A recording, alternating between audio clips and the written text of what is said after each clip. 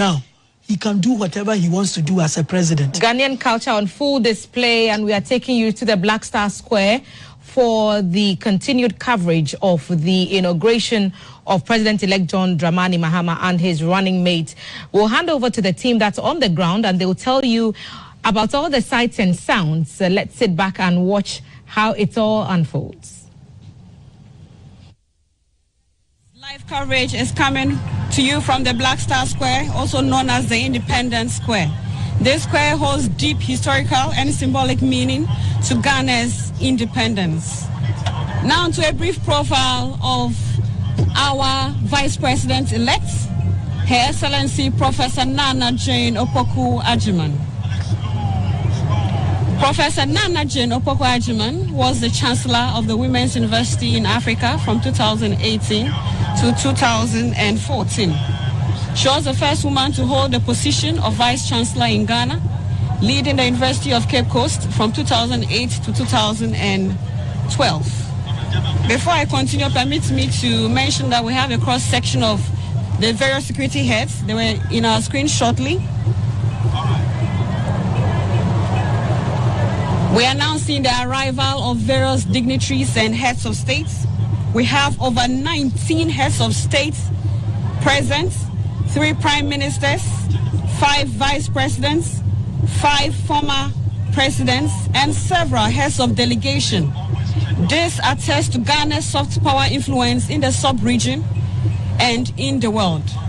In fact, there are also a lot of former heads of state of Africa, because I've seen Jacob Zuma, I've seen Ellen Johnson Sirleaf, I've seen General Obasanjo, I've seen Mr. Goodluck Jonathan, and a lot more others will be acknowledging as we go along. So this attests to Ghana's soft power influence in the sub-region. And just to continue with the profile of Ghana's first elected Vice President of the Republic of Ghana, Her Excellency Professor Nana Jane Opoku Agyeman. She was the immediate past president of the Forum for African Women Educationalists and chairperson of the Africa Board. She was also the Minister for Education from 2013 to 2017. She was also the head of the Department of English, Dean of the Faculty of Arts, Dean of the Board of Graduate Studies, Founding Dean of the School of Graduate Studies and Research, and Vice Chancellor at the University of Cape Coast. She is also a Fulbright scholar. Professor Opoku Agyeman holds a Bachelor of Arts in French and English, a diploma in education from the University of Cape Coast, a diploma in advanced studies in French from the University of Dakar, and a Master of Arts and PhD in literature from New York University of Toronto and Canada.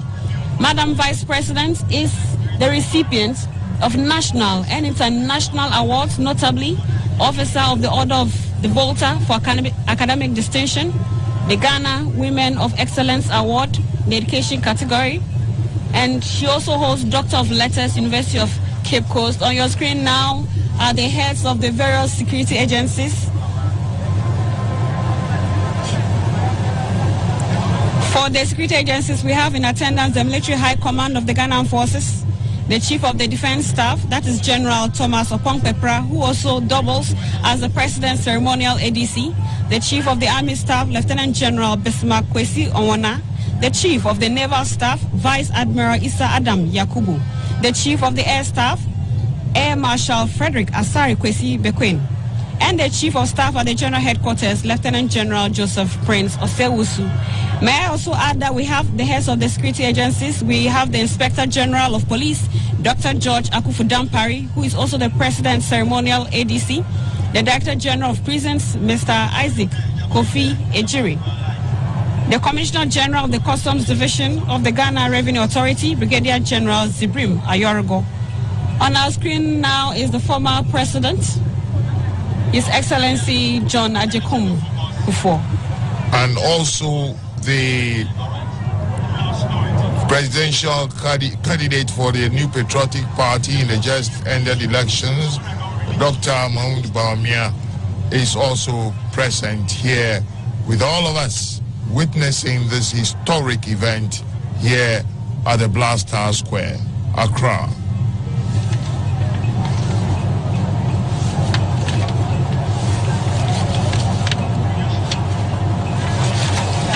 Dear viewers, as mentioned earlier, we have the various security agencies supporting the Ghana Police to provide security. Some of the duties include crowd and traffic control. As we can see, we have a lot of people in attendance this morning. So security personnel are deployed at various locations to ensure the total safety and security of attendees. This morning, we will see personnel from the Ghana Navy who will mount a full guard of honor for the inauguration here at the Independence Square. In the course of the program, we shall hear the 21-gun salute by the Ghana Navy.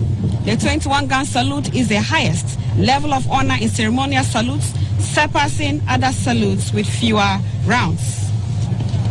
In military ceremonies, the salute holds honors high-ranking officials such as military leaders or heads of government. Later in the evening, we shall see fireworks display put together by the 48th Engineer Regiment at the forecourt of Parliament and Kwame Nkrumah Circle. We shall also see a full guard of honor, or should I say full guard of honor was mounted by the Ghana Air Force for the various visiting heads of state at the Kotoka International Airport. The Ghana National Ambulance Service is also here providing medical coverage. We also have the Ghana Police Band providing music for all this ceremony. All these security agencies are playing various roles to ensure the seamless conduct of activities today. I must add that we have the Ghana National Fire Service on standby for any fire incident. Dear viewers, you are watching GTV, the station of the nation, and we are bringing you the live coverage from the Black Star Square, also known as the Independence Square. Ghana's first president, Osagyefo Dr. Kwame Nkrumah, commissioned the square in 1961 after Ghana gained independence in 1957. It also coincided with the visit of Queen Elizabeth II of the United Kingdom to Ghana. This square is now being used for important state ceremonies. And this morning we shall witness one of such, which is the inauguration of the President-elect, His Excellency John Dramani Mahama, and the Vice President-elect, Her Excellency Professor Nana Jane Opoku-Agyeman. In our shots now, it's a bird's eye view of the Independence Square with the stands filled to capacity. The 30,000-seater stand seems to have been loaded with more than what it can take. But we believe that shows the commitment with which Ghanaians are showing towards this particular event. So today we're all gathered here in a spirit of oneness, demonstrating once again that Ghana is the doyen and it is the hub of democracy. We saw peaceful elections. We are going to see peaceful transition of power today. And just to run you through the order of events this morning, we are now seeing the arrival of dignitaries. Members of Parliament are already seated. Former presidents are also seated. We've also seen the arrival of invited heads of state. Very soon we shall see the arrival of Her Ladyship, the Chief Justice, and the Justices of the Superior Courts who will enter the chamber and take their seats. We shall also see the Right Honorable Speaker's procession who will enter the chamber, where he will call the House to order, and then proceedings can begin from there. In our shots now are some of our guests of honor arriving.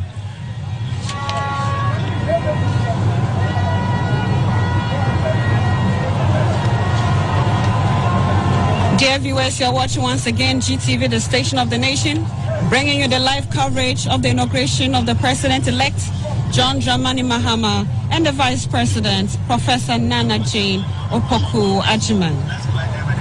Arriving now is the Speaker of Parliament.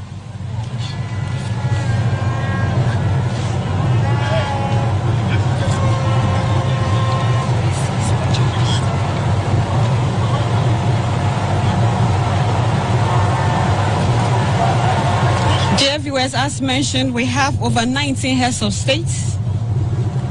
The special guest of honor is the head of state for the Federal Republic of Nigeria, His Excellency Bola Ahmed Tinubu.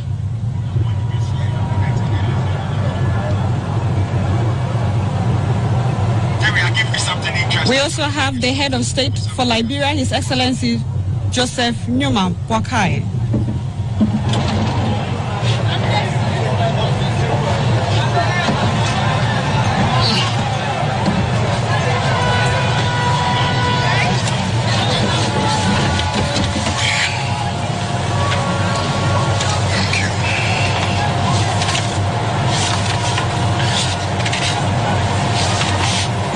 Dear viewers, following the formal dissolution of Parliament at midnight on 6th January, we have the following appointments for the 9th Parliament. Once again on our screen are the heads of the various security agencies, the service commanders, and the heads of the various security services from the police as well.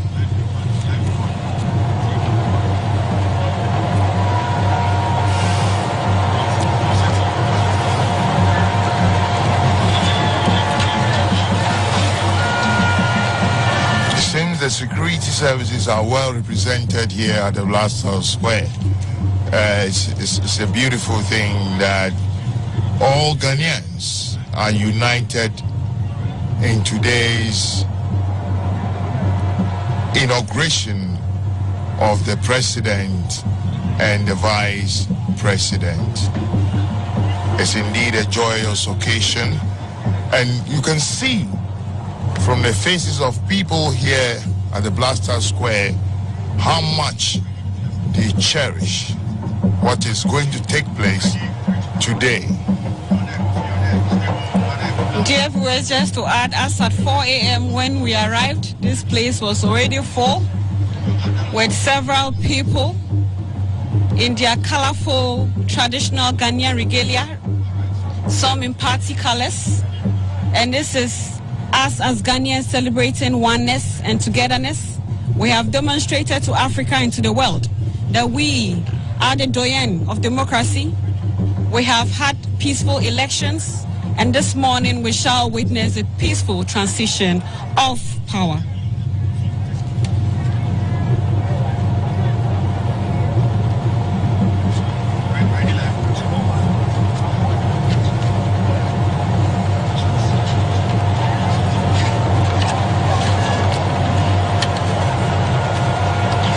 Dear viewers, following the formal dissolution of Parliament at midnight on 6th January, we have the following appointments for the 9th Parliament, who were inaugurated this morning.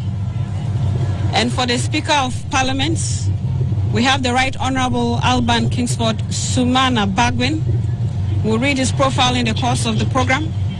The first Deputy Speaker is the MP for Akachi South, Bernard Ahiafo. The second Deputy Speaker is the Member of Parliament for Fomena, Honorable Andrew Amwako Esiama. For the majority side, we have the majority leader for the 9th Parliament, who is the MP for Ajumako Enyan Esiam, Dr. Kesiel Atoforsen. The deputy majority leader, who is the Member of Parliament for Elembele, Honorable Emmanuel Ama Kofibua. The majority chief whip is the MP for Adaklu, Honorable Gavins Kwame Agoja. The deputy majority chief whip is the MP for Banda, Honorable Ahmed Ibrahim. For the minority side, we have the minority leader, who is the MP for Efutu, Honorable Alexander Afenyo Maken. The deputy minority leader, who is the Member of Parliament for Asokwa, Honorable Patricia Apieje. The minority chief whip, Honorable Frank Ano Dompre, who is the Member of Parliament for Isawam Aduajiri. The first deputy minority whip is Honorable Habib Idrisu, who is the MP for Tolon. And the second deputy minority whip is Honorable Jerry Ahmed Shaib, who is the Member of Parliament for Weja Bawi. Now let me run you through the program as it is. We are expecting Her Ladyship, the Chief Justice and Justice of the Superior Courts, to enter the chamber. The chamber meaning here at the Blaster Square, and then followed by the Speaker's procession, and the Speaker will take his chair, then he will call the House to order. The majority and minority leaders, at the invitation of the Right Honourable Speaker, who join the procession to receive His Excellency the President-elect and Her Excellency the Vice President-elect to the House. That is the Black Star Square. His Excellency the President-elect and Her Excellency the Vice President-elect will then be conducted into the chamber by the Right Honorable Speaker. The Right Honorable Speaker will then invite Her Ladyship, the Chief Justice,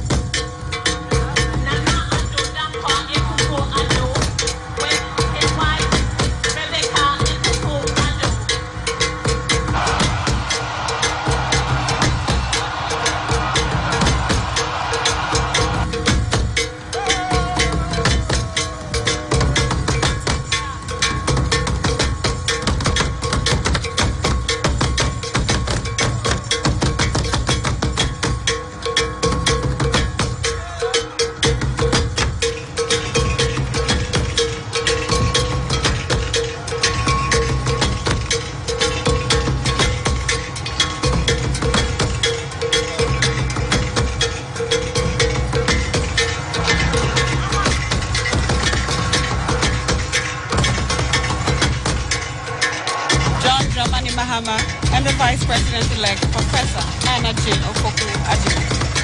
We are seeing more arrivals of our dignitaries. We just saw the arrival of the outgoing First Lady, the lovely wife of His Excellency, the outgoing President. So on our screen now is the outgoing President, His Excellency Nana Addo-Dankwa Akufo-Addo, and his lovely spouse, Madam Rebecca Akufo-Addo. You are live on GTV, the station of the nation, and we are telecasting this event live across all the regions in Ghana.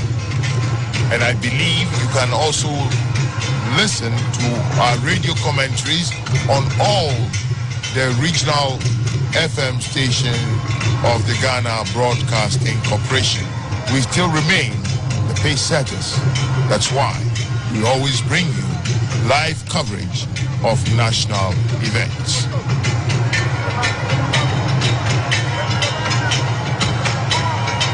So we still have more arrivals. Distinguished guests, we also have in our midst Head of State of the Democratic Republic of Congo, His Excellency Felix Tshisekedi. You are most welcome, sir. I'll witness the arrival of the Right Honorable Speaker and the Chief Justice.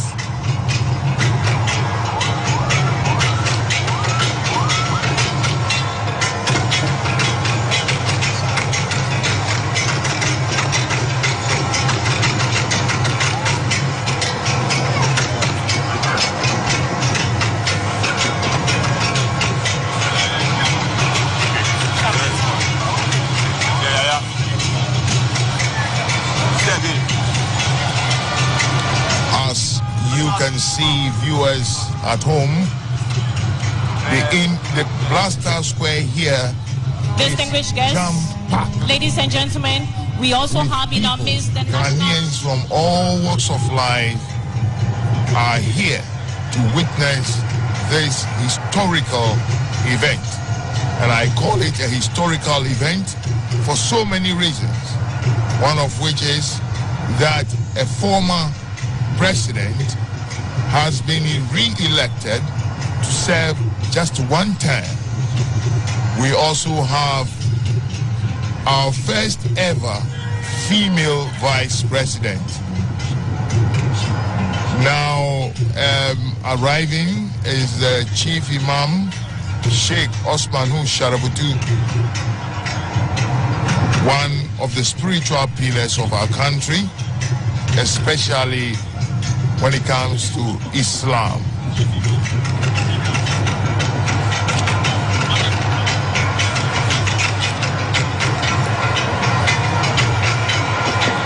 Distinguished viewers, if you are just tuning in, you are watching the inauguration of President John Dramani Mahama.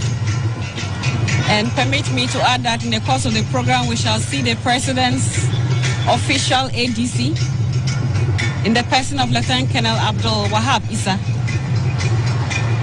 Let me also use this opportunity to dispel the misconception of who an ADC is. The ADC is not a bodyguard. The role of an ADC is very prestigious and demands exceptional discipline, discretion, organizational skills, and loyalty, as he is directly responsible for facilitating the President's effectiveness in office. The President's ADC has a unique role in ensuring the smooth execution of the President's daily activities. These include accompanying the President during official engagements and ceremonies. He also acts as the President's primary personal assistant, managing schedules and ensuring the President's time is optimized. He is someone with great organizational skills. He collaborates with security teams to ensure the President's safety, also coordinates transportation, accommodation, and other logistical needs for the President's travel. He also manages sensitive information with discretion and professionalism, and he acts as a trusted confidant to the President in various matters. The ADC is also a link between the President and other government officials and relays instructions from the President to the relevant stakeholders, all teams. He also ensures adherence to official protocol during events, both domestically and internationally. He is also responsible for supervising ceremonial arrangements and ensuring they are aligned with the dignity of the office. He can also offer counsel on matters related to military or security issues, given his military background. So the ADC has a lot to do. He is someone who is prestigious with exceptional discipline, discretion, and organizational skills. And today, for the very first time, we shall see our President-elect and his official ADC. Now, does that mean that the Vice President will also have an ADC? Can you explain that for us? The Vice President will also have an ADC, and the Vice President's ADC is from the Ghana Police Service. As mentioned, these senior officers are carefully selected. They are selected based on a number of qualities. And as I mentioned, the person should be someone with great organizational skills, who is loyal, who is disciplined, who has discretion, because they are responsible for accompanying the President during his official engagements and ceremonies. They primarily act as the personal assistants, managing schedules and ensuring the President's time is optimized. Now, on the program, I have seen a 21-gun salute. What does that signify? So this morning, personnel from the Ghana Navy will mount a full guard of honor for the inauguration here at the Independence Square. And during the guard of honor, we shall hear the 21-gun salute. The 21-gun salute is the highest level of honor in ceremonial salutes. It surpasses all other salutes with fewer rounds. This ceremonial honor holds great symbolic significance. Its purpose varies and depends on the context, but is generally associated with respect, tribute, and recognition. It is a gesture that is accorded to sovereign leaders, and as such, the President, King, or Queen. And in military ceremonies, the salute honors high-ranking officials, such as military leaders and heads of government. It is also performed during funerals for high-ranking officers, presidents, or other notable figures. I have seen the top hierarchy of the National Democratic Congress. At least I have seen Mr. Fifi Kweke.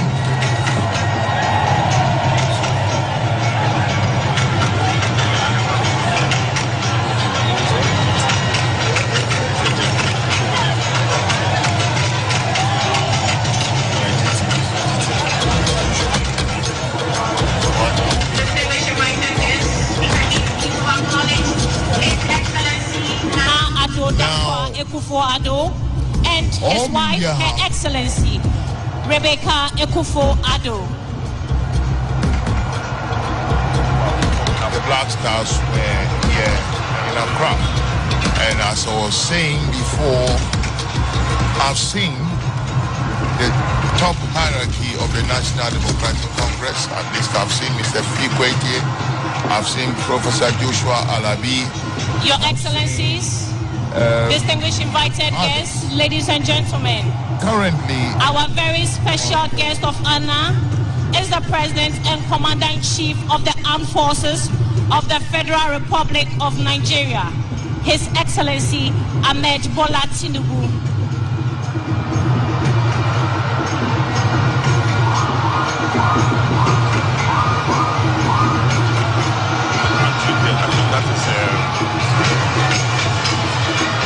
Just sit down.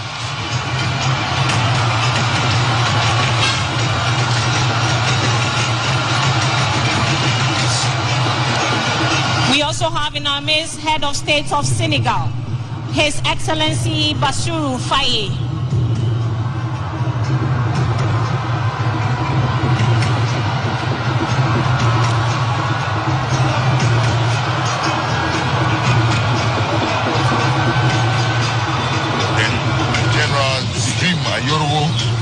We also have the Director of National Investigations, Peru, Nana Atobra Kweku, the Chief Officer, Mr. Julius Kumwo, and the Controller General of the Ghana Immigration Service, Mr. Kwame Isua.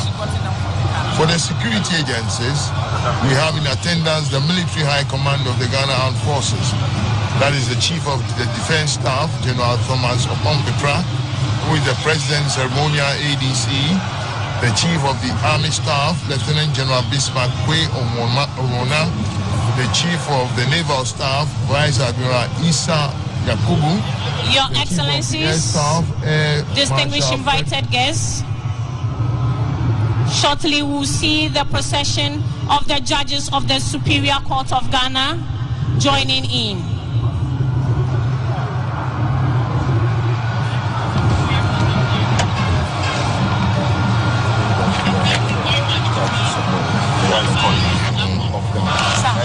The Chief Justice first. Now on your screen are members or the judges of the Supreme Court of Ghana, led by the Chief Justice, Her Ladyship Justice As we welcome Her Ladyship, and the Chief Justice Gertrude Araba Isaba Saki Tokonu, leading the procession of the Justice of the Superior Court of Ghana.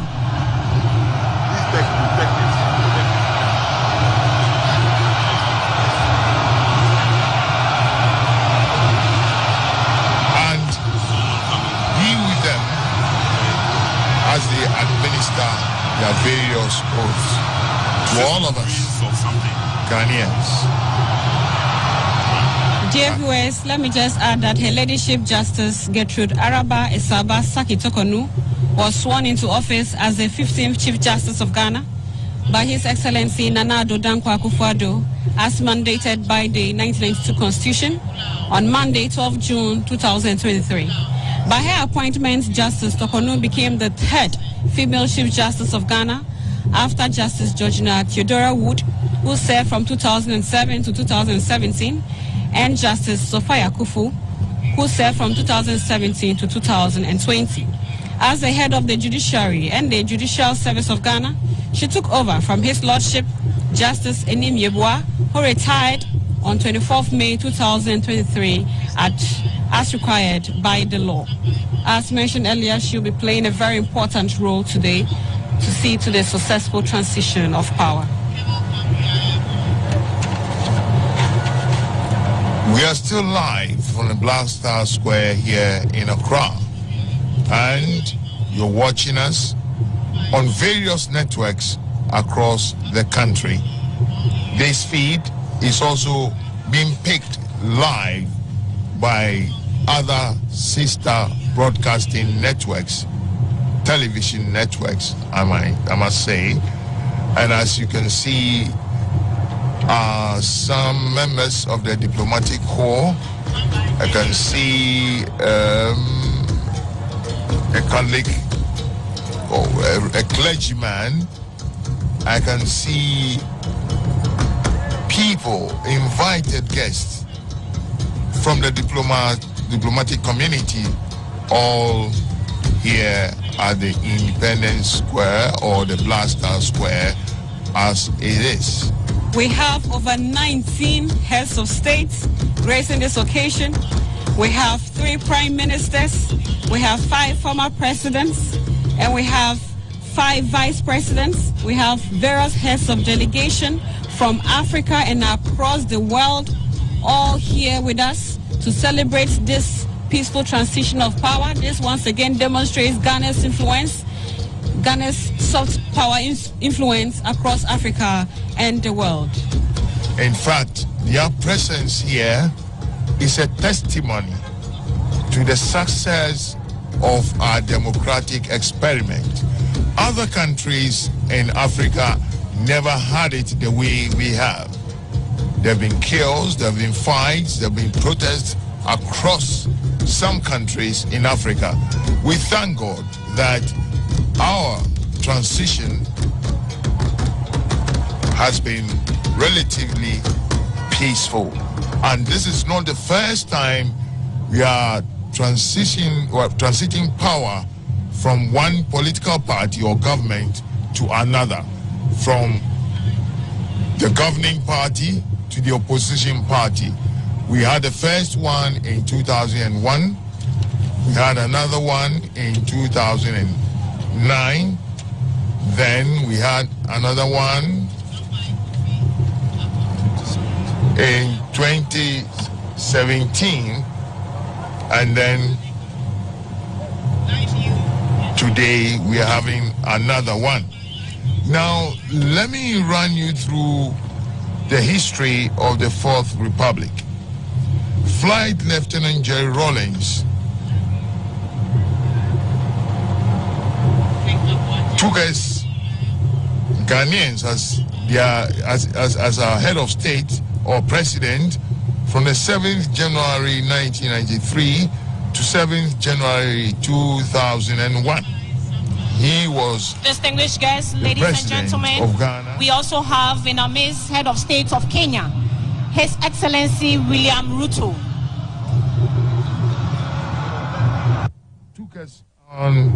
Took up the mantle from the 7th of January 2001 to the 7th of January 2009. Then Professor John Atta Mills also took up the mantle from the 7th of January 2009, and he died in office 3 years later. In fact, it was 3 years, 199 days. Then John Mahama took over and was our president for the rest of the term of Professor John Evans Atta Mills. And he was eventually voted into office and inaugurated on the 7th of January 2012. And he was in the seat till the 7th of January 2017, 4 years, 167 days. Then the mantle fell on Nana Addo Akufo-Addo from the 7th of January 2017 till yesterday, in actual fact, when he had to relinquish the seat through the due democratic process which Ghana has now been known for. Now we are awaiting the ladies and gentlemen, of John please, all persons Mahama standing on the driveway from the entrance should kindly move from there. 25. This is all persons standing on the driveway from the entrance should kindly move from there. Thank you.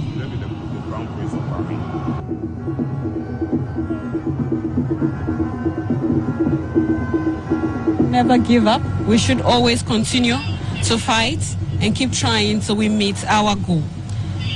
Distinguished viewers, our very special guest of honor is the President and Commander-in-Chief of the Armed Forces of the Federal Republic of Nigeria, His Excellency Ahmed Bola Tinubu. He is also the chairperson of the Economic Community of West African States. and he's gracing us with his presence today.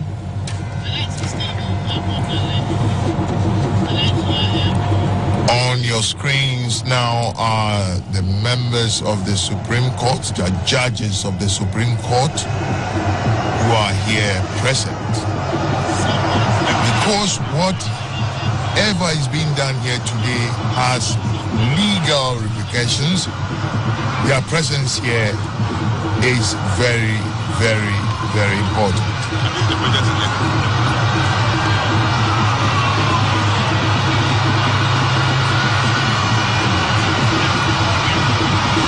So we are seeing the arrival of more dignitaries.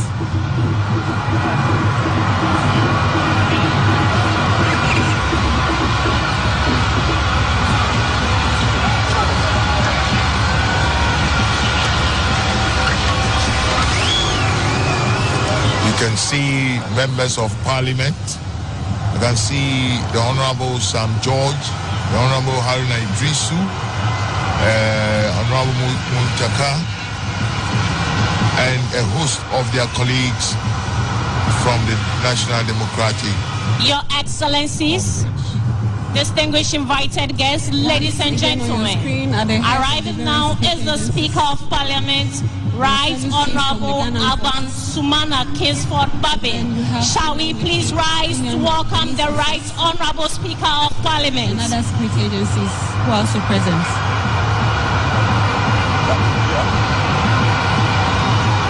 All is now set for the arrival of the Speaker of Parliament, the Right Honorable Alban Sumana Kingsford Babin.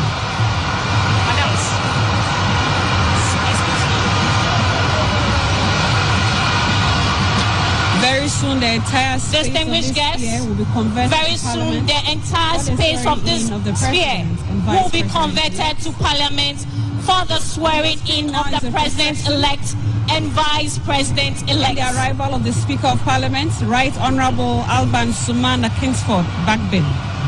He will very soon call this place to order, and this place will be converted to Parliament for the swearing in of the President and Vice President-elect. You know, yesterday I learned from the Speaker that his name is Sumana. You know, and sometimes we in the media mispronounce the names of people a lot. And I think we must up our game. Please be seated. Taking the advice or on how to mention names. Shortly, we will be joined by the President-elect and Vice President-elect of the Republic of Ghana, and they will be received by the Speaker of Parliament. You've not met before. It's just... Indeed, we will all try to get the pronunciations of our names right, but we must also acknowledge that we all come from different backgrounds, different religion and ethnic backgrounds, and this can sometimes affect the pronunciation, but as courtesy demands, it is something that we all must learn to pronounce names from the north, from the east, from the west, regardless. So we have a lot of ecstatic people in the crowds and in the stands, party supporters, family and friends, in distinguished guests, ladies and gentlemen, we also have in our midst the Crown Prince of Bahrain, the peaceful transition. Salma bin Hamad Al Khalifa. The atmosphere here is simply electrifying. There's so much noise in the stadium, and it's all in joy and it's all in celebration of this historic moment in the history of Ghana. In fact, there is no space to spare at all here at the Blaster Square. Yes, I can see Honorable Kofi Totobi Kwachi, Honorable Setekwe. These are all stalwarts of the NDC, and they are here present to witness this historic occasion. Very shortly, we will be joined by the President-elect and the Vice President-elect, who will be received by the Speaker of Parliament, after which parliamentary proceedings will commence. In our screen, we can see some other arrivals.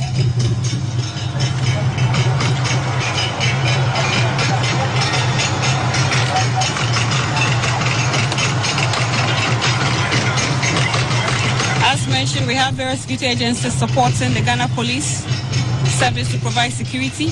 Some of the duties include crowd and traffic control. There are so many people in attendance this morning, so security personnel are deployed at various locations to ensure the total safety and security of all attendees. This morning, personnel from the Ghana Navy will mount a full guard of honor for the inauguration here at the Independence Square.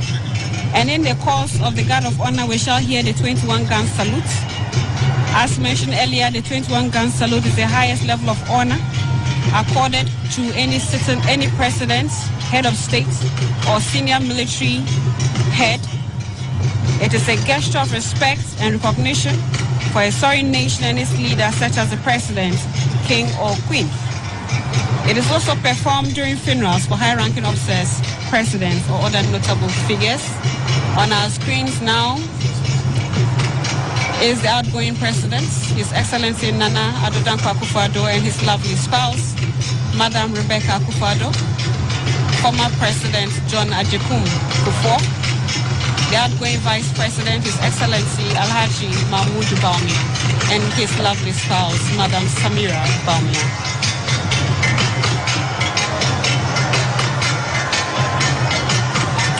I can also see on the screen the MP for Ada East, Doyo Gansa, and Kofi Adams. Is he the MP for Guam?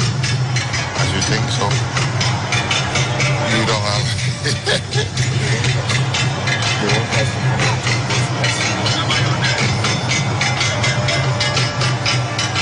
More arrivals on your screens. More arrivals on your screens, and you can see that the Blaster Square here is packed to capacity. Apart from those on the, in the stands, there are people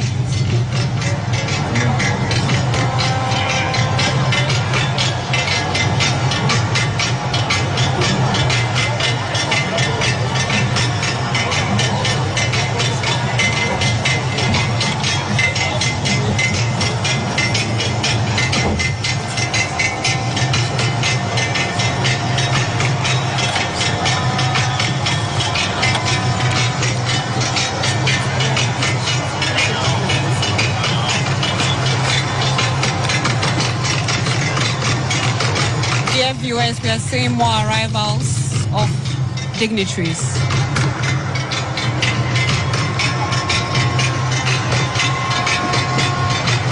I bet a lot of people here are just waiting for the arrival of the president-elect and the vice president-elect.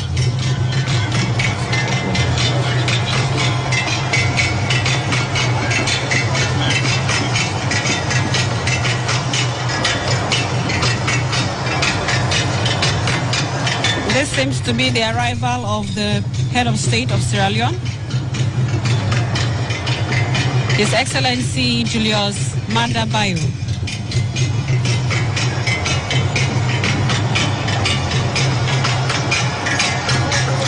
We have how many heads of state here? 19, I think. 19 heads of states, 5 former presidents, 3 prime ministers, and 5 ministers, with several delegations from across Africa and the whole world. I hear there's a U.S. delegation too in town to witness this historic event. Exactly. The United States President, His Excellency Joe Biden, has sent a high-powered delegation to witness this event as well. We can't count out the party supporters who are also here in On your screen now is the minority leader, Mr. Afenyo Marking, Honorable Afenyo Marking, and Valerie Sawyer. Dr. Valerie Sawyer is also there, and Dr. Kwabena Dufour I can see in the background behind them. And we have the Archbishop as well. Archbishop Duncan Williams is also present. Here is Mr. Jacob Zuma, former president of South Africa too. As mentioned, the audiences are from wide and vast, from Africa, from the world, within Ghana. It's just massive. The attendance is massive. And it's just wonderful to behold this historic moment.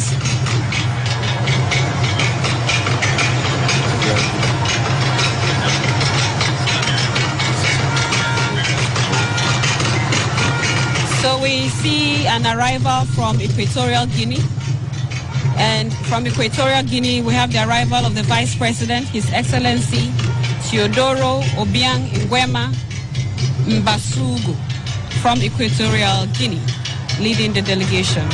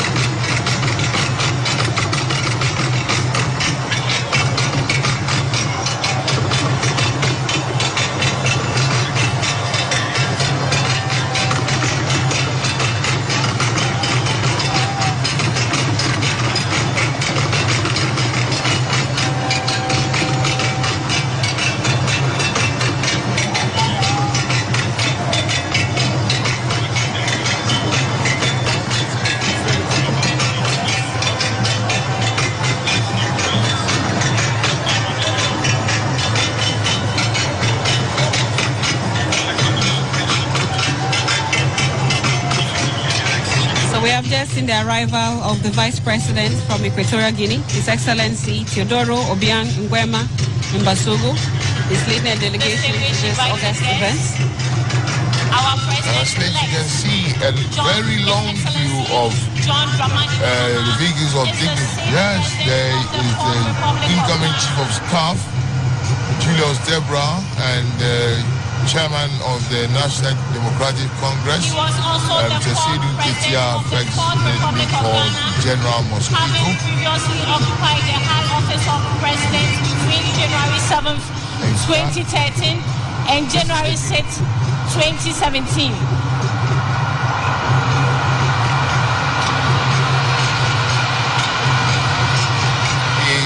And on your screen, 66 years ago, President Mr. Mahama and Madam Abiba, this is when I say historic, I really mean it. Because this is in the now Savannah region of you haven't seen Ghana. this number of Mahama made history as Ghana's first president to serve at all political levels. He was a member of Parliament for Bole Bamboi constituency, Deputy Minister for Communications, Minister for Communications, Vice President of the Republic of Ghana, and President of the Republic of Ghana. Historic moments we are witnessing 19 heads of state, His Excellency 5 former heads Mahama considers the combination of history, communication, and social psychology courses he studied for his undergrad and postgraduate degrees. The arrival of one of under President Mahama's first administration, Ghana witnessed massive infrastructure development across all sectors of the economy, including education, health, ports and harbors, aviation, rail, oil and gas, ICT, and many more. His vision and strategic investment in these areas position the country as a lower middle income country for its next development phase. Former Vice President Dr. Beyond investment in socio-economic infrastructure, President Mahama is passionate about investing in people. On your screens, you can also see the arrival. John Mahama further demonstrated his commitment to women's empowerment by appointing several women to prominent roles in his administration. In 2020, he made a groundbreaking decision to nominate Professor Nana Jane Opoku-Agyeman as his first presidential candidate, making it a first for a major political party in Ghana. He repeated this bold decision in 2024, and with their victory, Ghana is welcoming his first female vice president.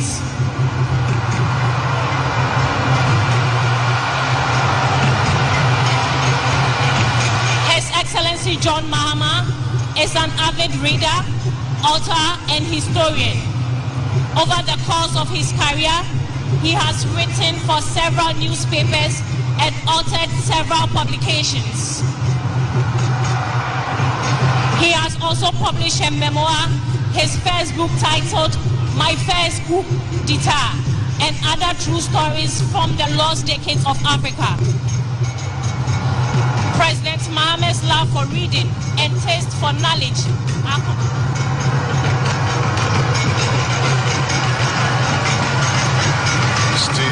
so we have several parties stalwarts.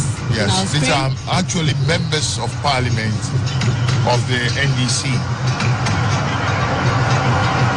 Members of parliament of the NDC mostly are those you find on your screens currently.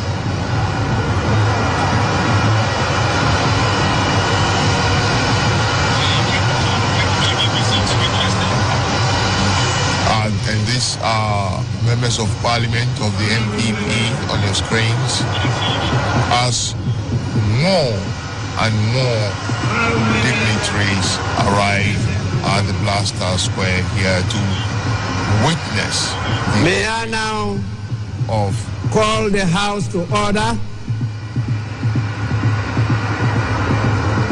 and invite the majority and the minority leaders to assist me receive Her Excellency, the Vice President-elect of the Republic of Ghana, together with His Excellency, the President-elect of the Republic of Ghana.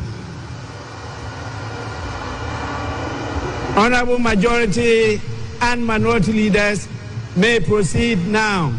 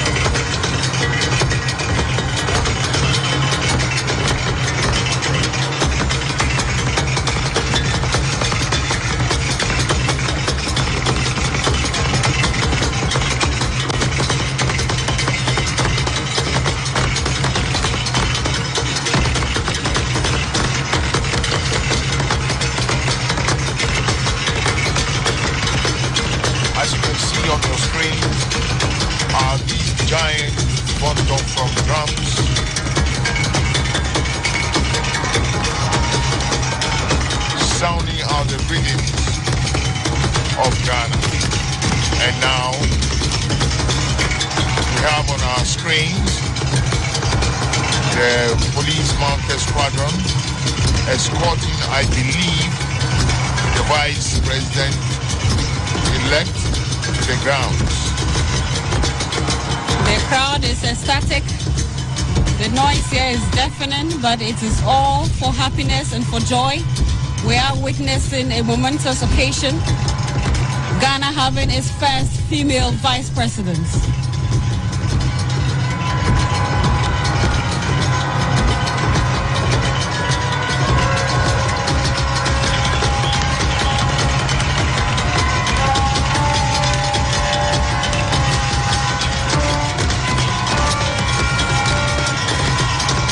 The bedlam here is intense. It is intense. There is much joy, happiness, excitement, all in readiness for what we are about to witness. And security is also in full force. We have various security personnel deployed to ensure the total safety and security of personnel. They are all playing critical roles to ensure that this event goes seamlessly, devoid of any major hitches. We have rich display of culture.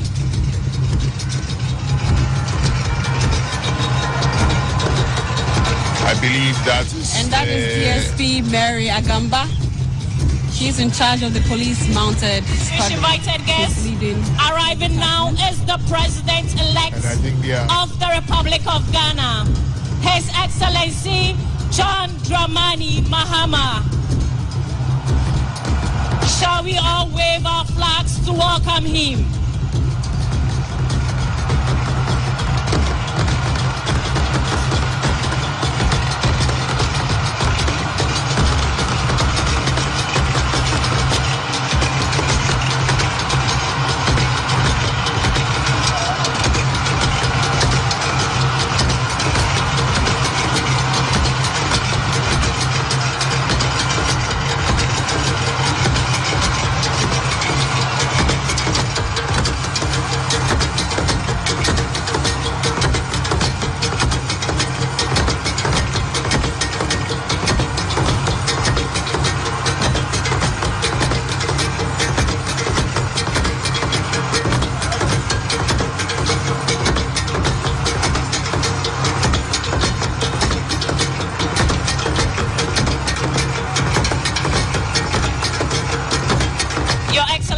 Distinguished invited guests, arriving now is the president-elect John Dramani Mahama.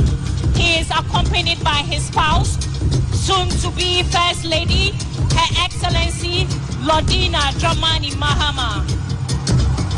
Shall we all wave our flags to welcome him?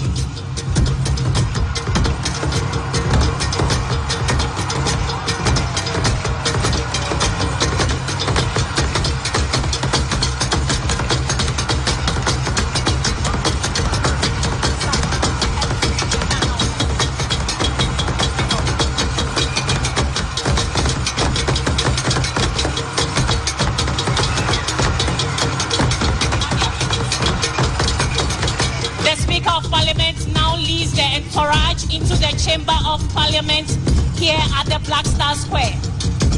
The entourage of Parliament includes the clerks of Parliament and other senior officials of Parliament.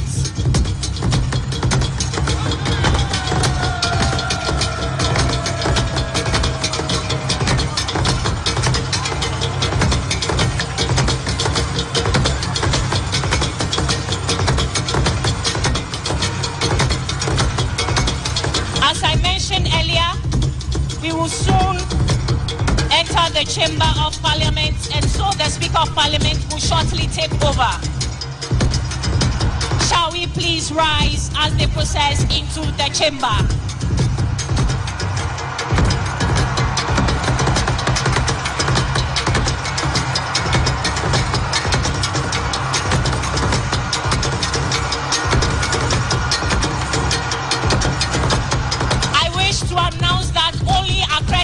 Photographers and media personnel are allowed at the designated places on the square.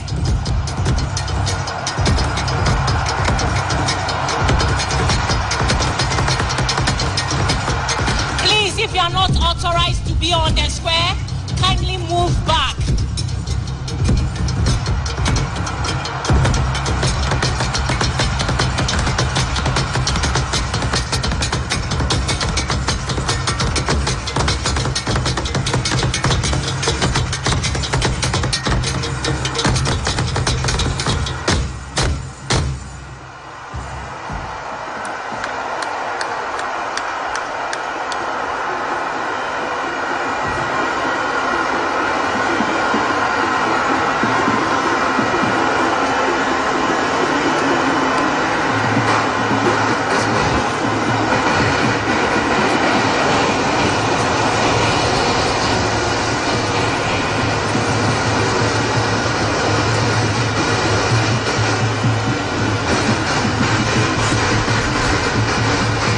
Honorable members, you may now resume your seats.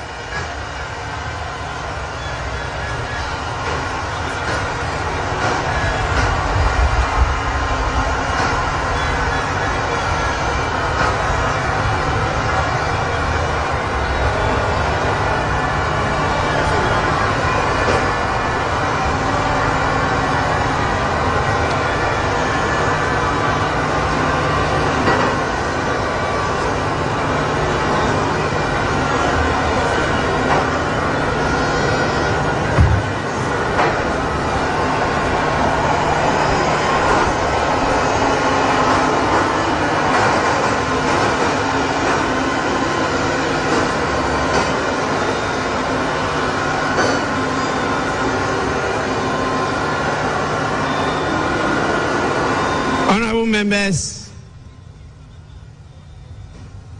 I now have the singular honor and pleasure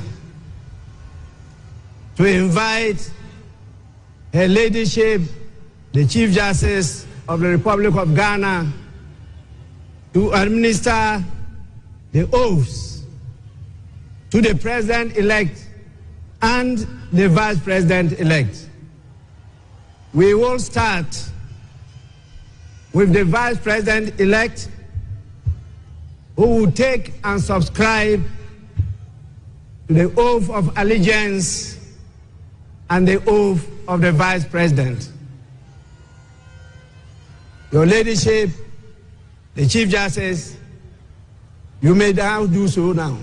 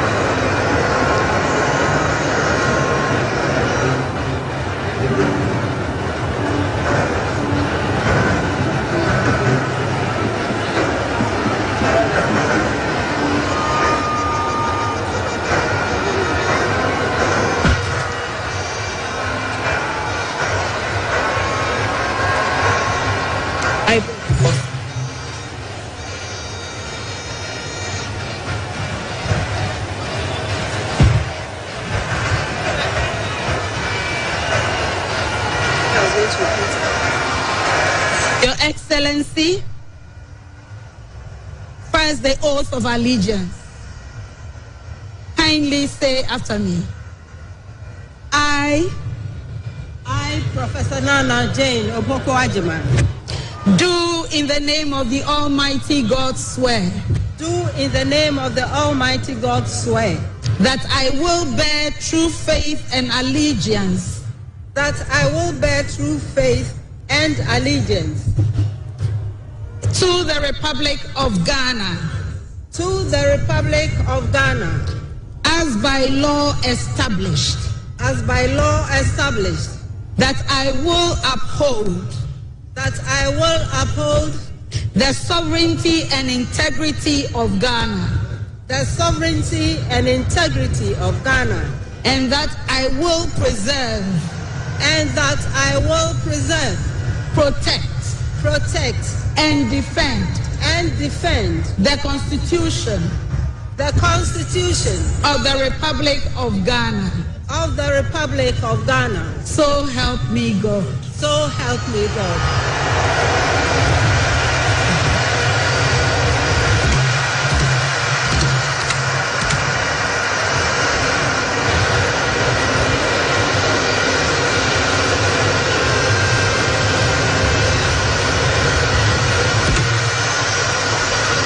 Your Excellency, see now the oath of the Vice President. I, Professor Nana Jane Opoku Ajiman, having been elected to the office of Vice President of the Republic of Ghana, to the office of Vice President of the Republic of Ghana, do in the name of the Almighty God swear. Do in the name of the Almighty God swear that I will be faithful, and true to the Republic of Ghana, that I will at all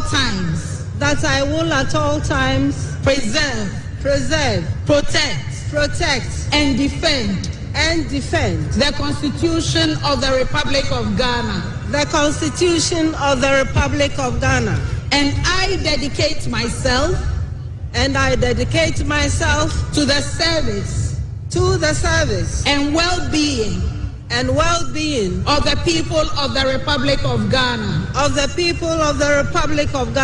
and to do right to all manner of persons. I further solemnly swear that should I at any time break this oath of office, I shall submit myself to the laws of the Republic of Ghana, and suffer the penalty for it. So help me God. Congratulations, Madam Vice President. Thank you. Lift your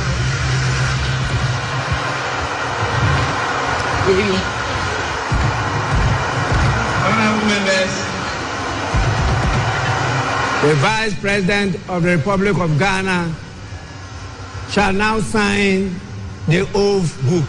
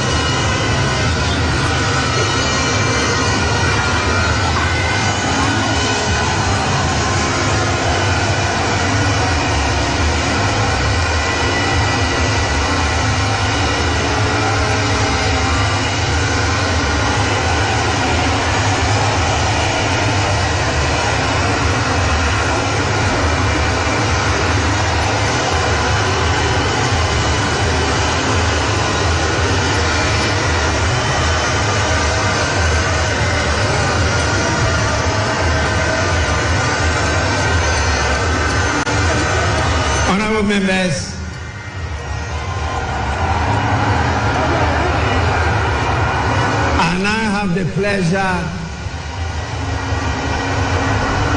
and joy to, on your behalf, invite His Excellency, the President-elect, to take and subscribe to the oath of allegiance and the presidential oath. Your Excellency, you may now proceed to do so.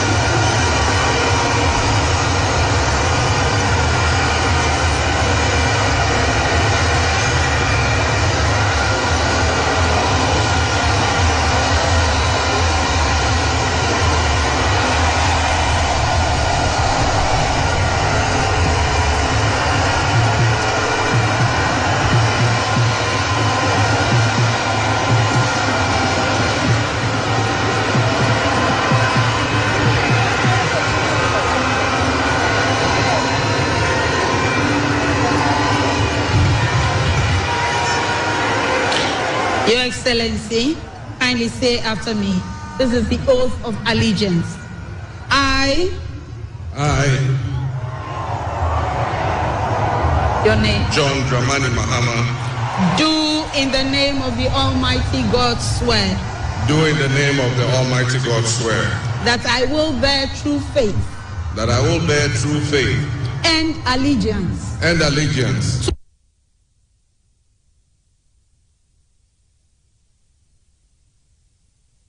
That I will uphold. And that I will uphold. The sovereignty. The sovereignty. And integrity. And integrity. Of Ghana. Of Ghana. And that I will preserve. And that I will preserve. Protect. Protect. And defend. And defend. The Constitution. The Constitution. Of the Republic of Ghana. Of the Republic of Ghana. So help me God. So help me God.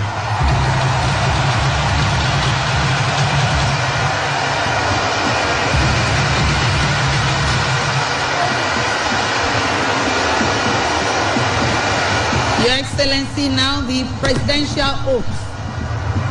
I, John Dramani Mahama, having been elected to the high office of President of the Republic of Ghana,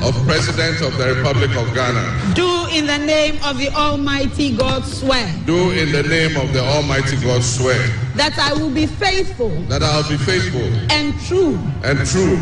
To the Republic of Ghana. To the Republic of Ghana. That I will at all times. That I will at all times. Preserve. Protect. And defend. The Constitution. Of the Republic of Ghana. And that I dedicate myself. To the service. And well-being. Of the people. Of the Republic of Ghana. And to do right. To all manner of persons. I further.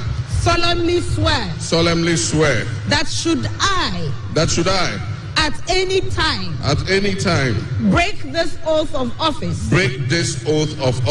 I shall submit myself. To the laws of the Republic of Ghana. And suffer. The penalty for it. So help me God. Congratulations, Mr. President.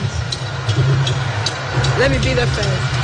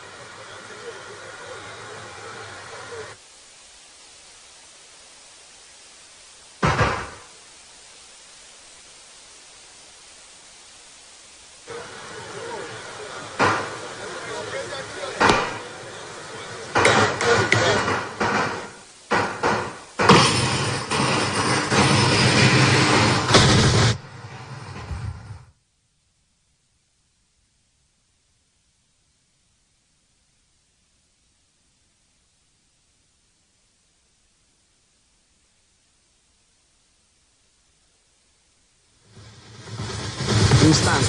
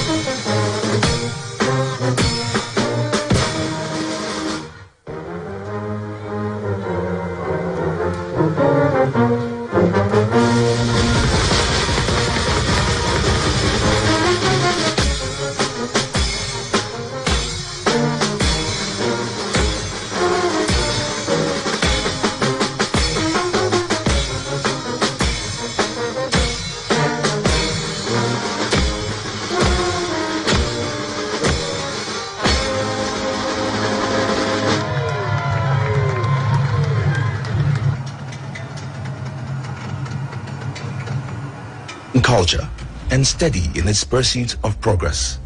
Today, we celebrate a momentous occasion in our nation's history as we welcome the newly elected president, His Excellency John Dramani Mahama.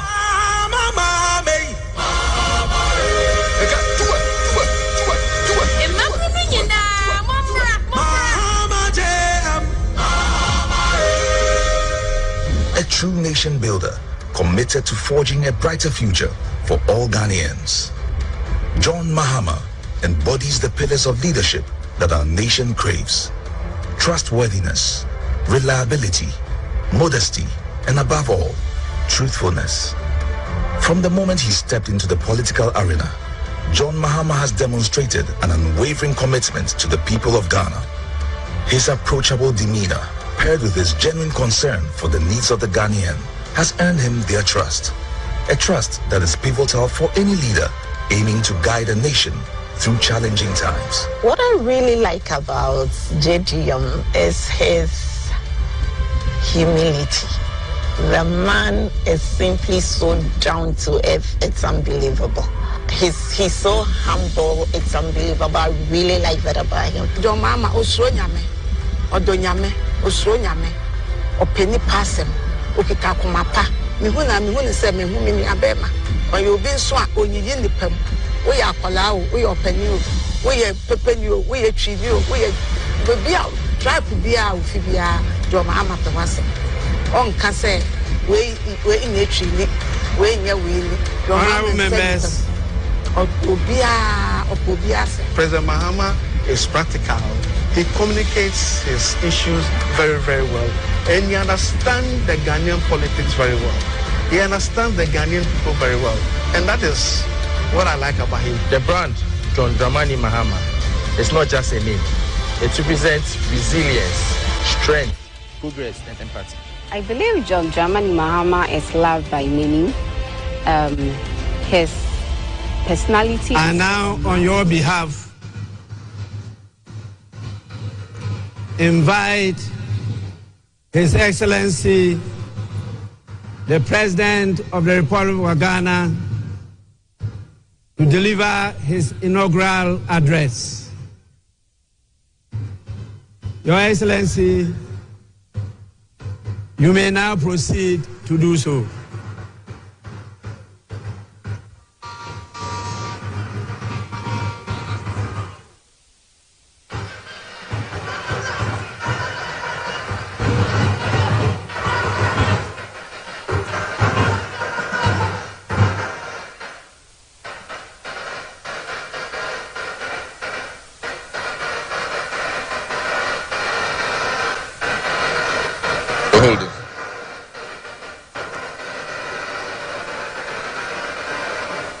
The Right Honorable Speaker of Parliament,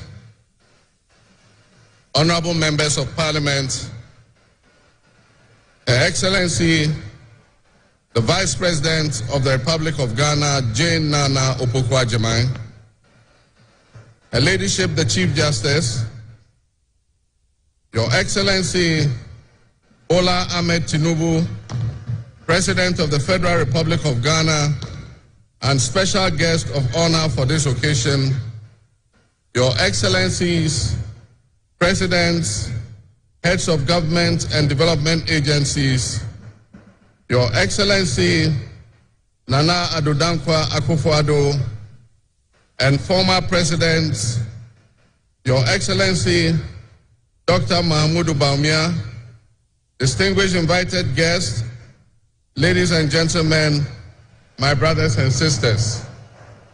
I wish you a good morning, and we give thanks to the Almighty God on this occasion. Our Father who art in heaven, we thank you for giving us this day, a day that offers me, your humble servant, a unique opportunity to work to reset our dear country, Ghana.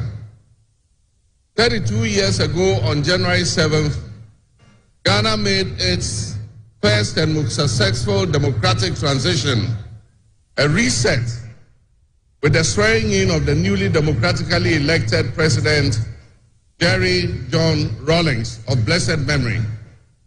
Our nation was returned to a multi-party democracy with a new constitution that went into effect, and the Fourth Republic was officially established. I refer to it as a reset because on that day in 1993, we made our fourth attempt at establishing a democratic system of government with term limits based on free, fair, and transparent elections. The handover of power on January 7, 2001, between former President Jerry John Rawlings and at the time the newly elected President John Ajekwu Kufuor, tested that reset, and our nation passed with flying colors.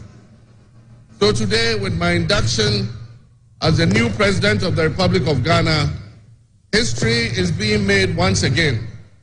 And it is a history worth repeating every 4 years with each newly elected president. Today, we're also making a different kind of history, one that speaks to our maturity as a democracy, a nation of citizens enfranchised with the authority at the polls to determine their political future. Today's exercise between the outgoing President, His Excellency Nana Addo Dankwa Akufo-Addo, and I feels a bit like a deja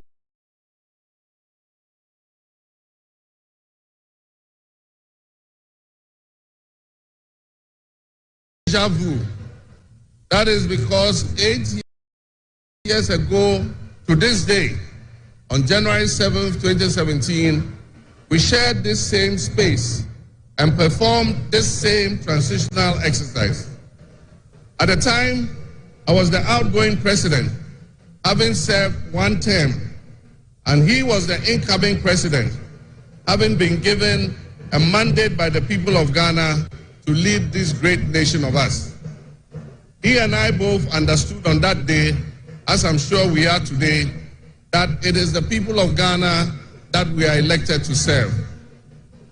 Somehow, it seems fitting that it is with Nana Akufo-Addo that I twice shared this stage and this unique historical distinction. Because Nana Akufo-Addo and I began our national political careers in Parliament in the same year, 1996. He has always greeted me with warmth, a firm handshake, and a smile. And he is perhaps the only person in my life who has persistently chosen to call me Johnny. While we belong to opposing political parties, we shared a sense of mutual respect. In those early days, we probably could not have imagined that destiny would bring us to the leadership of our respective parties, and that we would have to face off 3 separate times as we each vied for the highest office of the land. Nana asked this to be our final meeting under these circumstances. And as I look back on the journey we have traveled together, 2 much younger men who entered Parliament together with a full head of black hair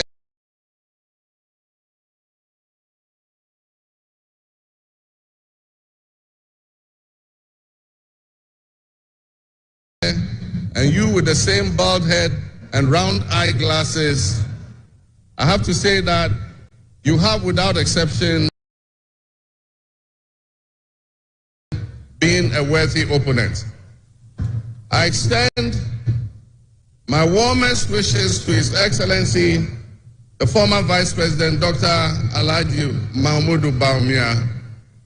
It was a grueling campaign, and we gave it our all. Your sportsmanship in making an early concession eased tensions and contributed to the early conclusion of the electoral contest. I wish you all the best in your endeavors. My brothers and sisters, the world in which Ghana exists today, as I begin this presidency, is not the same world in which we have lived under other presidencies. There are tensions and conflicts that have not previously existed between nations. These tensions and conflicts place pressure on alliances to decide where we will support. There's a seismic shift happening within the system of global economic dominance. Whereas the G7 nations, United States, the United Kingdom, Canada, France, Germany, Italy, and Japan, once provided the highest percentage of the world's GDP, over the last decade, that number has been steadily dropping. However, the combined total of the GDP of the BRIC nations, Brazil, Russia, India, China, UAE, their GDP has been consistently increasing. In 2023, for instance, the G7's combined total of world GDP was 30%. But by 2029, that number is predicted to drop to 27%. In 2023, the BRICS percentage of world GDP was 37.3%. Maelstrom. Technologies such as artificial intelligence has taken us to new heights, opening up the potential for national, financial, and personal security issues that we are not yet able to imagine. One example is the use of misinformation and algorithm manipulations on social media platforms to sway a particular group's sentiments towards or away from something. Now more than ever before, we need to strengthen our ties with our neighbors to ensure that we're working together to keep our sub-region safe. We stand in solidarity and work in alliance with all our neighbors in the sub-region. Recognizing the history of our borders, we also acknowledge that on the other side of our country's borders are our family members. They may be Ivorians, they may be Togolese, they may be Burkinabes, they may be Nigerians or Malians, but they are also Akans, they are Kasinas, they are Guans, they are Ewes, they are Nzemes, they are Hauses, because we are, with the increase of the climate crisis, and as the waters grow warmer, melting, the Arctic ice and permafrost, there's a greater likelihood for viruses that have been frozen and thought to be extinct for decades, perhaps even centuries, to begin to spread and create another global pandemic. The changing climate conditions, increased population density in urban areas, and mass international travel are enabling existing viruses to spread and mutate at a faster and faster rate than they did before. This is a serious challenge. Let us not forget the toll that the past epidemics of viruses like Ebola, COVID, and Mpox have taken on the families and communities and medical infrastructure in several of our neighboring countries and in the sub-region. Let us also not forget how swiftly and completely the COVID pandemic brought the entire world to a screeching halt.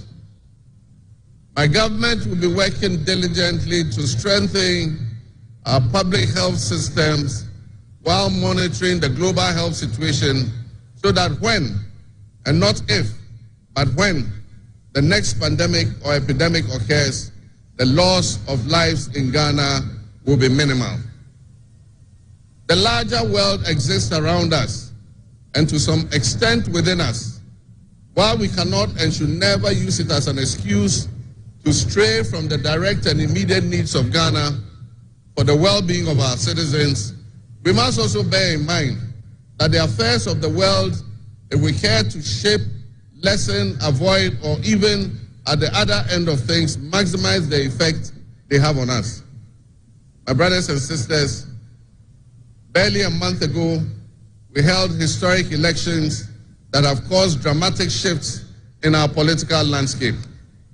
I feel greatly honored that you, my compatriots, considered me worthy of receiving such an unprecedented and overwhelming mandate to steer the affairs of our beloved nation at this critical time in our history.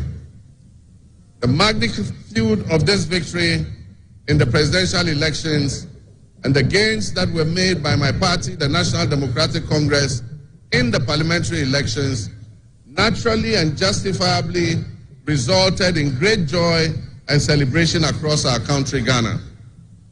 But celebrations, no matter how justified and how well earned, must be supplanted by discernment, sobriety, and deeper insights into why we received this kind of mandate in the first place. By voting as you did on December 7th, the Ghanaian people conveyed a powerful message, yet often overlooked by us politicians. This message was powerfully emphasized by a giant of American political history, President Ronald Reagan, when he declared at his inauguration some 40 years ago that governments have no power except that granted by the people. While Ghanaians take great pride in our thriving democracy, they are deeply dissatisfied with the quality of governance over the years and have openly voiced that dissatisfaction through the decisive actions that they undertake at the elections.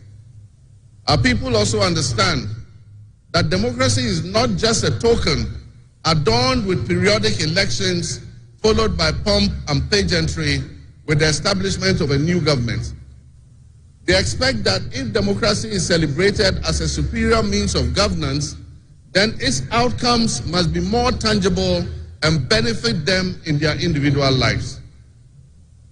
Any honest introspection and reflection on the pulse of our nation would reveal that many within our population do not feel that they have benefited from or partaking in this democratic dividend.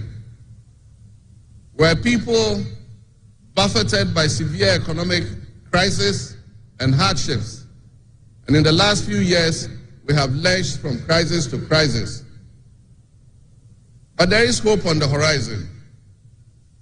Today should mark the beginning of a new opportunity, an opportunity for us to make a difference in our governance and our economic management.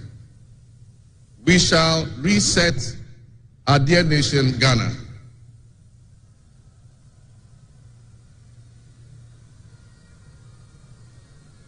To the millions of my fellow countrymen and women who joined long queues and waited in the sun for their turn to vote for me, you have my sincerest thanks for honoring me.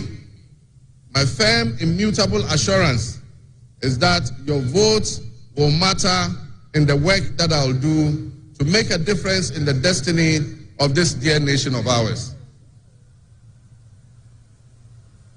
Your courage to bring change will not go in vain. Our nation was born with much promise.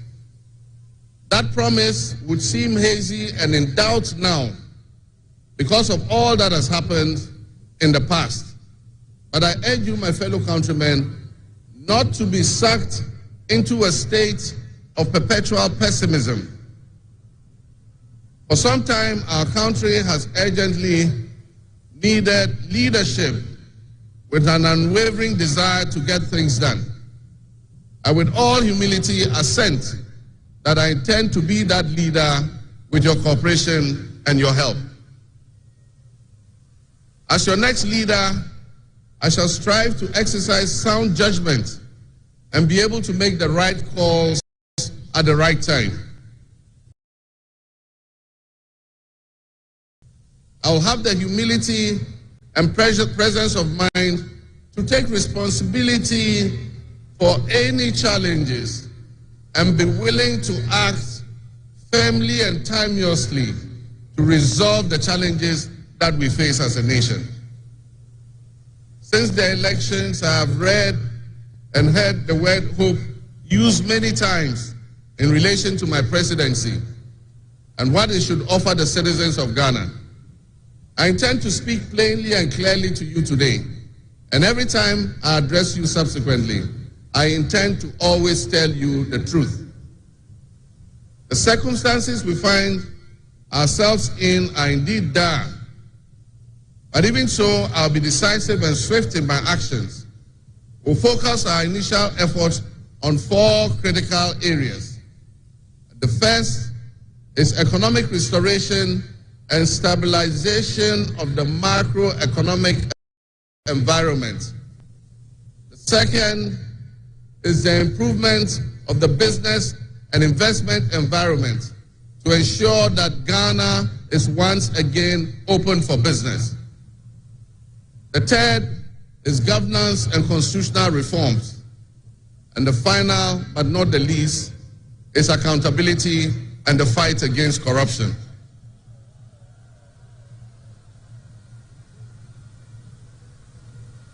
My brothers and sisters, actions have always spoken louder than words. With that in mind, I have entered into a covenant with you, the good people of Ghana, in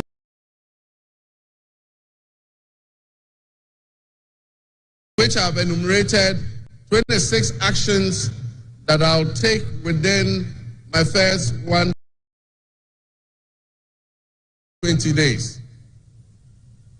There is reason for hope, and there is every reason for hope. But we must also have faith, because faith empowers us to trust the things that will happen. With faith, you believe what you know, and that is why we need faith to be able to achieve our reset. We need a reset with the faith we have in our country and our leadership. We need a reset with the faith we have in our institutions. We need a reset with our faith in our dear nation, Ghana. And by that, I mean in all of us, because all of us are Ghana. You are Ghana, and I am Ghana. All of you seated here today, Ghanaian citizens, you are Ghana. The people who you are with or near you as you watch this on television, in your homes, or listen on radio, or follow on social media are what we call Ghana. I ask that we enter into the covenant with the Ghana we all love and the good people of our country who make up this dear nation. And I ask that you envision a Ghana that you want to live in, a Ghana that you want to leave behind to your children and your grandchildren. What can you do to help build that better Ghana that we all strive for? What behaviors, what attitudes and mindsets can we reset? We need a reset, and we have faith in Ghana's ability to overcome, excel, and be so successful with this reset that it will be difficult to imagine a time when that was not the case.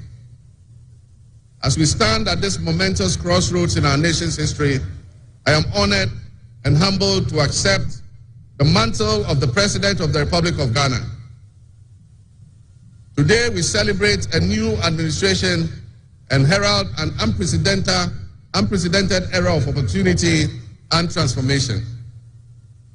With Nana Jane Opoku-Agyeman by my side, we are poised to embark on a journey of progress and inclusivity, united in our vision for a more prosperous Ghana.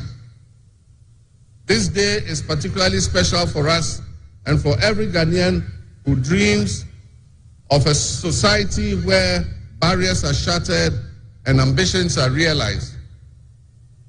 With the inauguration of Ghana's first female vice president, we have turned a significant page in our history.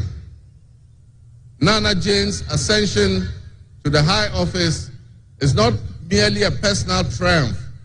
It symbolizes our collective commitment to fostering a nation where gender equality and female representation are cherished and amplified. This is a powerful testament to the power of diverse voices to shape the future, voices that have the courage to soar beyond our traditional confines. My brothers and sisters, together as we look to the horizon, we reaffirm our dedication to breaking the glass ceiling that has long hindered many from reaching their full potential. Governance that reflects all segments of our population strengthens our democracy and enriches our conversation. We stand committed to enacting policies that empower women and ensure that the door of opportunity is opened wide for our youth and our women, regardless of their background. Together, we'll galvanize our efforts to create a society where every Ghanaian can dream, believe, and achieve without any restraints. Remember that great leadership is not defined merely by the offices we occupy, but by the legacy that we leave for future generations. My administration, along with my Vice President, Nano Pukwa-Jiman, will prioritize inclusivity, accountability, and innovation, forging pathways that will lead to the upliftment of all of our citizens. I'm profoundly grateful for this moment, a cornerstone in our journey towards a brighter future for Ghana. In this resounding victory, I see a clarion call, particularly from the youth of Ghana, a generation that is brimming with potential and dreams that are waiting to be realized. This moment is a powerful affirmation that your voices matter, that your aspirations are valid, and that your future must be our priority. We're committed to translating your hopes into action and creating opportunities for education, entrepreneurship, employment, and empowerment. Our policies will be tailored to sustain innovation and foster industry that engages today's young minds and equip them with the skills needed for tomorrow's challenges. Together with the private sector and captains of business, we will create decent and well-paying jobs.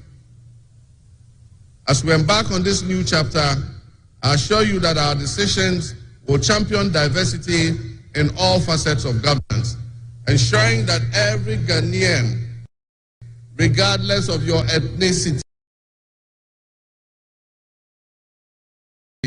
your gender, your age, your religion, or any background, will have the opportunity to contribute to our nation's story. Ghana's youth represent the heartbeat of our democracy. Their ambition will drive our policies as we strive to create an inclusive, equitable society where everyone has a seat at the table. Our vision hinges on the introduction and implementation of a 24-hour economy. We envisage an innovative and vibrant 24-hour Ghanaian economy, which will also be anchored in agriculture and agribusiness. This innovative approach would unlock potentials that have long remained dormant, enabling us to harness the energy and creativity of all our people. Just imagine a Ghana where our markets are alive and bustling at all hours of the day, with responsive public services accessible at all times, such that businesses can operate flexibly to meet the diverse demands that they are subjected to. And young can find opportunities regardless of traditional institutions. The 24-hour economy model will also bolster job creation for the young people, stimulate local industry, and attract foreign investments, and allow us to build resilient communities and a sustainable future. This vision extends beyond mere economic transactions. It symbolizes empowerment, the empowerment of every Ghanaian to contribute to our national progress. My fellow citizens, this vision will allow us to embrace diversity, to cater to varied lifestyles and preferences, and foster a culture of inclusion, ensure that every citizen can enjoy the fruits of his hard work. To the business leaders and entrepreneurs, I invite you to support this new model and join me in shaping a business environment where creativity thrives and where the fruits of your investment contribute to the collective welfare of our nation. Your role in driving our economy forward cannot be overstated. Your innovation and dedication will be a backbone of our success story. And I pledge to you that we would look at the tax regime and rationalize them so that they are more transparent and fair. Members of the business community, I assure you, Ghana is open for business again. Let me thank you, Your Excellencies, my fellow presidents, for leaving what is a busy schedule behind and coming to join us at this ceremony. Your presence brings honor to this inaugural ceremony. And I want to extend my heartfelt thanks to all of you and to our sister countries who have traveled from near and far to be with us today. Your presence is a testament to the strong bonds of friendship and cooperation that exist between our nations. And I promise you I will work to foster the partnerships that transcends our borders, and I'll work collectively with you towards regional stability, economic growth, and mutual respect between our nations. To my friends from across Africa and the world, I thank you and welcome you to Ghana. And in our local parlance, I say Akwaba to all of you. To my family and fellow citizens, my wife Lodina, I thank you for your unwavering support and commitment to our shared vision. This journey is not mine alone. It belongs to all of us. It belongs to each of you. An era and resilience and an era of unparalleled potential for all Ghanaians.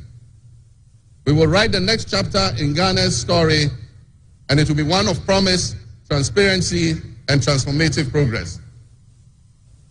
My fellow citizens, this is a patriotic call to action for all of us to participate in building a nation that lives up to its promise, where hope thrives and dreams become a reality. Together, let us cultivate a brighter future for our beloved Ghana, where unity is saying, I invite you to partner with us on this journey. Together, we can create a brighter future for our beloved Ghana, where unity, progress, and equality are not simply goals we are aiming for, but are the cornerstone of our society. Let's work hand in hand to foster these values and strengthen our nation for everyone. My fellow citizens, God bless our homeland Ghana and make our nation great and strong. I thank you.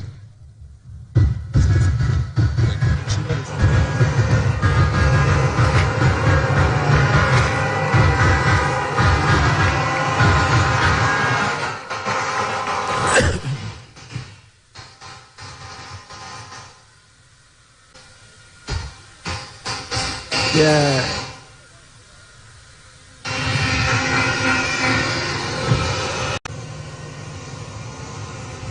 On your behalf,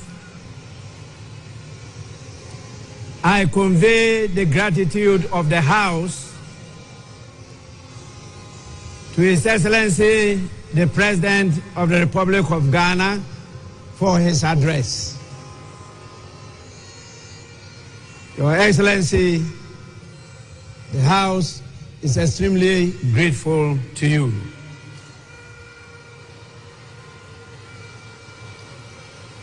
Honorable members,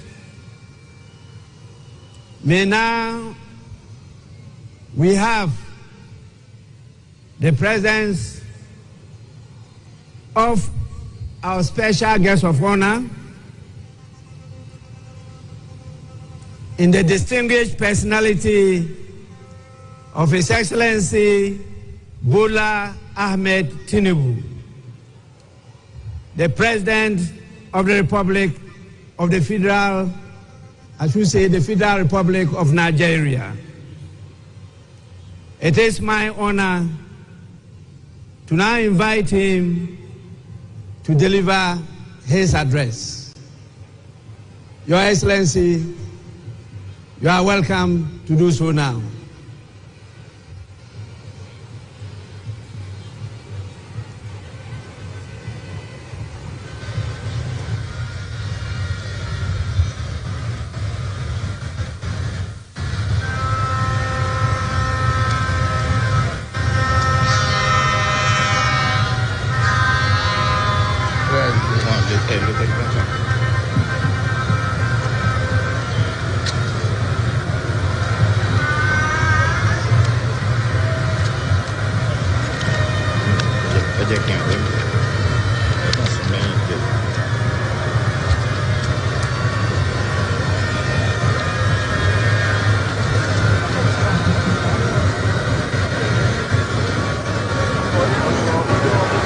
Your Excellency, President of the Republic of Ghana, Head of State and Government here present, Right Honorable Speaker and members of Parliament of Ghana, members of the diplomatic corps, eminent personalities here present, distinguished ladies and gentlemen. It is always good when a friend and brother can visit the home of a close neighbor to celebrate his success and progress with him. Today, we celebrate African democracy as Ghana and our beloved people mark the transition from one democratic government to another. This moment does not merely symbolize another milestone in the evolution of Ghanaians' democratic society. It further demonstrates that in West Africa, we are capable of democratic and productive endeavors. It is time that our continent critics stop forgetting the strides that Ghana, Nigeria, and others have made. We need not prove ourselves to them. We have nothing to prove to anyone except ourselves. We will lift our nations out of poverty and build strong and resilient economies for our people. Today, I am here not only as the President of the Federal Republic of Nigeria, but also as an African in resolute support of Ghana and our people. This moment is a source of pride and honor for Ghanaians, the entire continent, and its diaspora. The sun is out and the sky may be blue, but I see today a black star rising high in African sky. This black star shines over this nation, and its rays spread across this continent with a sense of shared history, hope, compassion, unity, devotion to our common welfare. While others may seek to demean Africa and keep brothers pitted against brothers, that shining star reminds us of who we are. Better yet, it reminds us of who we can be. That star reminds us always to strive and work together, bond together, even when we disagree. We must choose the path of peaceful dialogue. Never can we do harm to our brothers, nor can we permit any outsider to disrupt our bonds of brotherhood. The spirit of Ghana, the first Republic President, Osagyefo Dr. Kwame Nkrumah, is here present today, lifting that star higher and higher. Just as Ghana draws inspiration and a well of strength from Kwame Nkrumah and many of his past leaders, Nigeria similarly draws inspiration from its founding fathers, who not only fought for our independence, but also cherished the close relationship between our two nations. May we always walk in the way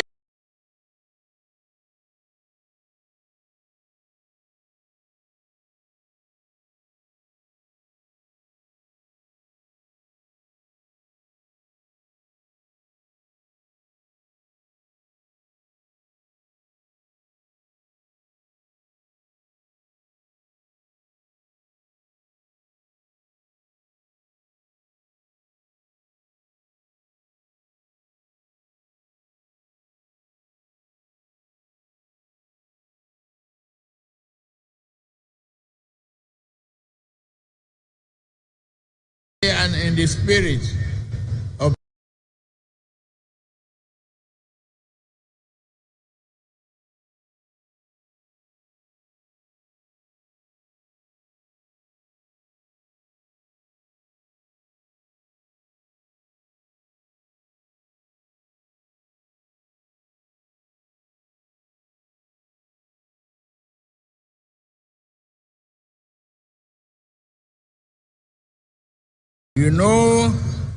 you can count on Nigeria's support at any given time. You call on me. We are your brothers and sisters. We shall always be there for you. May your administration be a profound success and progress for you, Ghanaians, and the entire region. I am confident that new government under the leadership of President John Mahama will work with Nigeria to strengthen this powerful bond, leading to greater shared progress, prosperity for the people of our two nations. I have no doubt that your administration will bring about positive change and progress. Your accession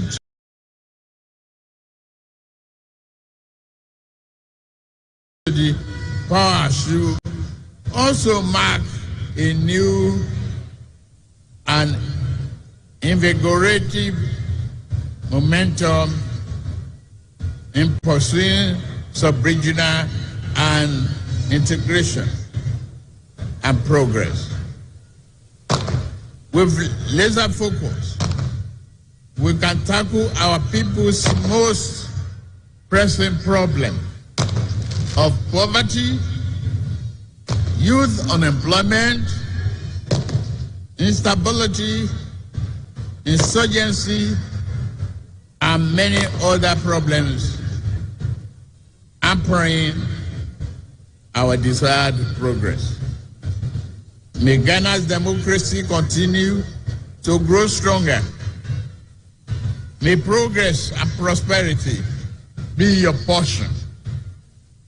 Let us all look forward to a future filled with hope, opportunity, and progress. God bless Ghana and its beloved people.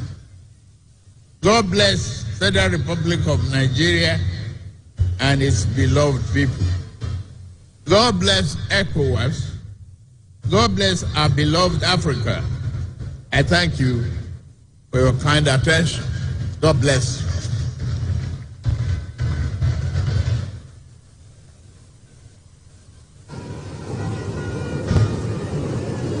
Honorable members, we are indeed inspired by the warm words of His Excellency, the President of the Federal Republic of Nigeria.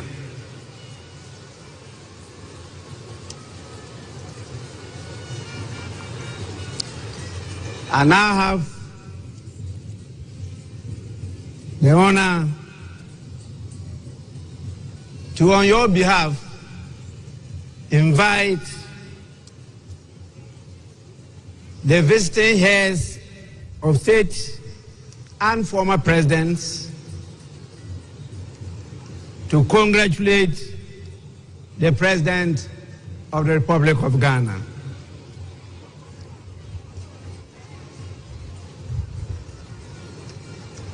I have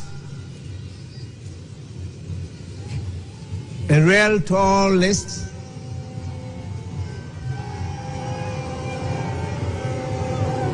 It is my hope and prayer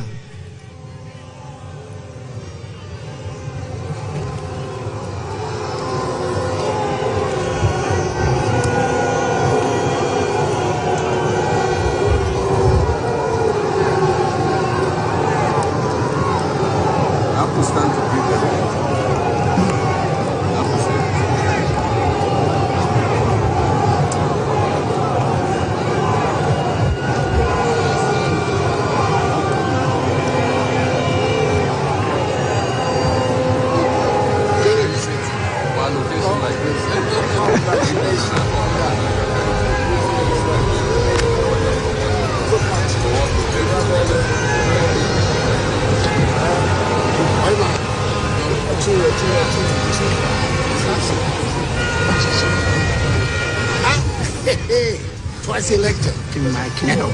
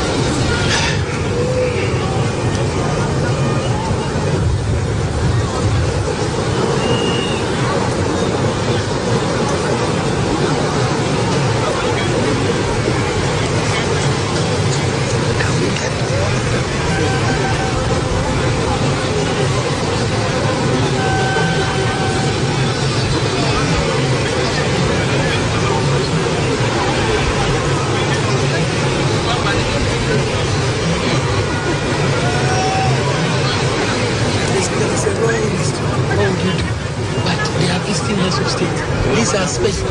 They are special people. We have to.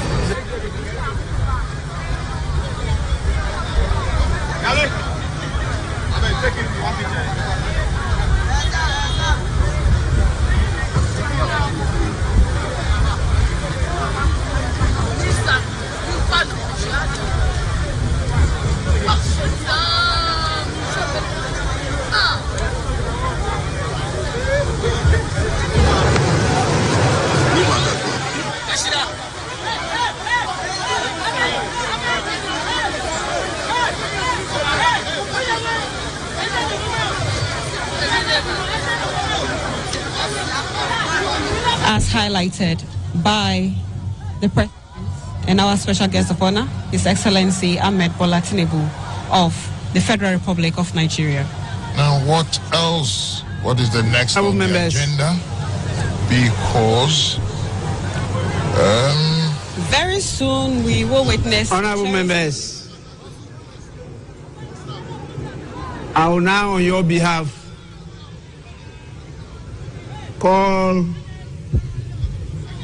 the names of our distinguished dignitaries,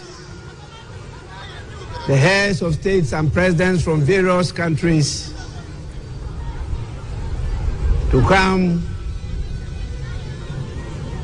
to congratulate His Excellency the President of Ghana. And I will start with our special guests, the President, the Commander-in-Chief, and the Head of State of the Federal Republic of Nigeria, the person of His Excellency Bola Ahmed Tinubu, to lead in this whole exercise. Your Excellency, you may proceed to do so now.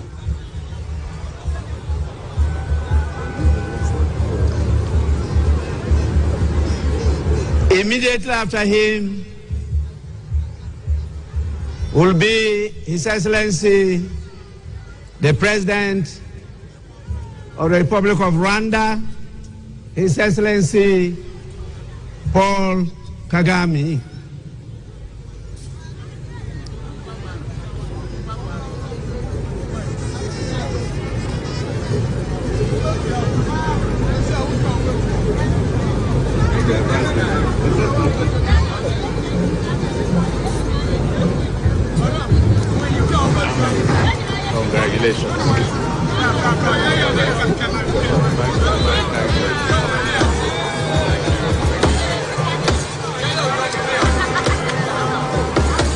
Then follows His Excellency the President of the Republic of Togo,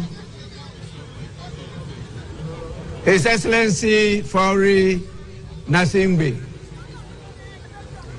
After him comes His Excellency the President of Benin, the Republic of Benin, in the person of Patrice Talon.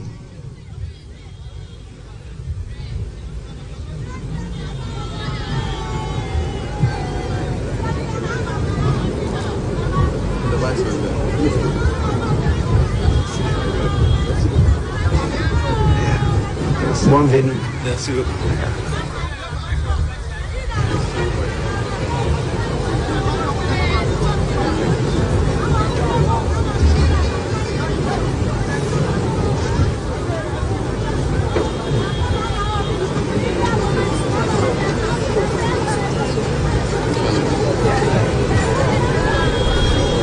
Félicitations.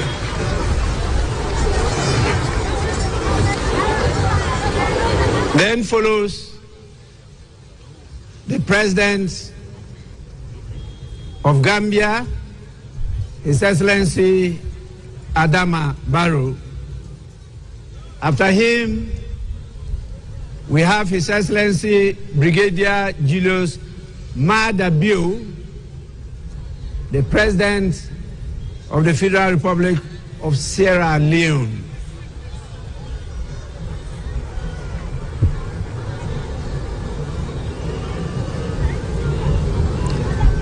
Immediately follows His Excellency Felix Antoine Tshisekedi Chilombo,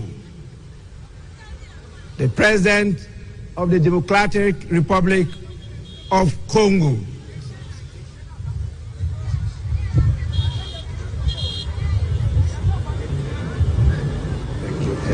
Your Excellency, my brother. Thank you very much. Thanks for coming. Thank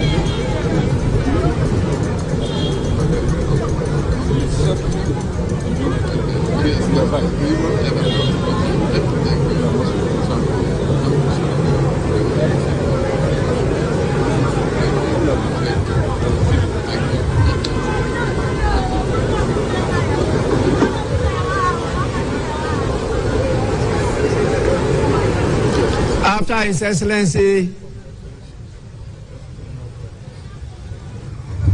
Thank you. the President of the Democratic Republic of Congo, we have His Excellency Umaru Sissoco Embalo, the President of the Republic of Guinea-Bissau. After him follows the President of the Republic of Cabo Verde, His Excellency Jose Maria Neves. Hello, madam. Thank you very much.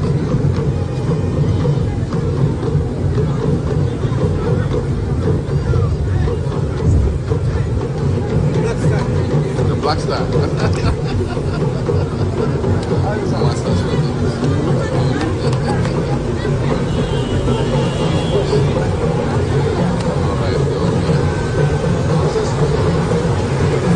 After the President of Cabo Verde, we have His Excellency William Samoei Ruto, the rural boy, who is the President of the Republic of Kenya. I went to his farm, Beautiful farm. Rural boy.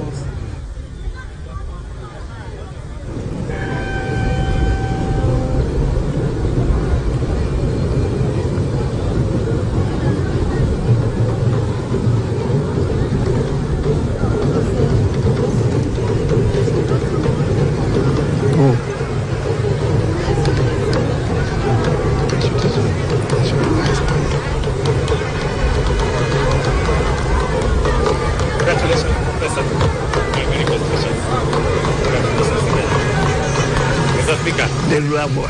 Thank you very much. You're welcome.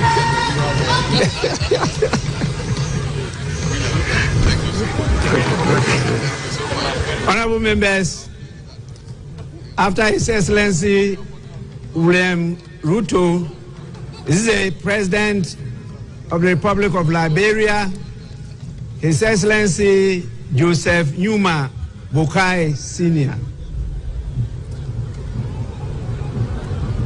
We also have His Excellency the President, Dr. Nangolo Mbumba. He is the President of the Republic of Namibia. Sorry. That is a she, not a he. Doctor, you may forgive me.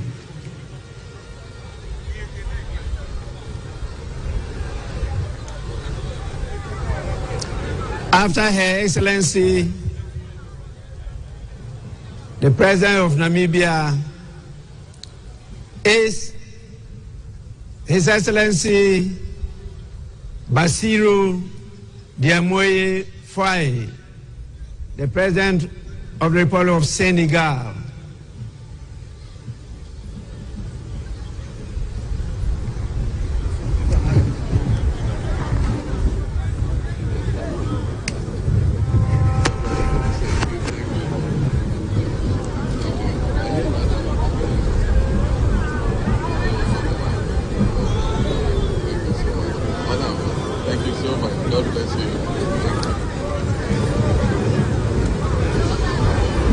We then have the President of the Republic of Chad, in the person of His Excellency Mahamat Idris Deby Itno.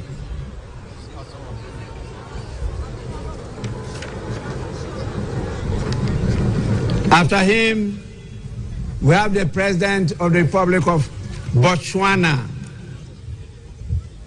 His Excellency Duma Gideon Boku.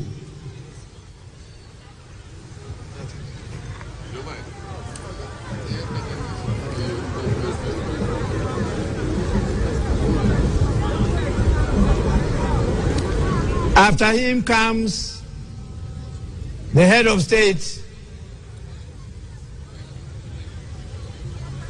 of the strong people of Burkina Faso, His Excellency Captain Ibrahim Traoré.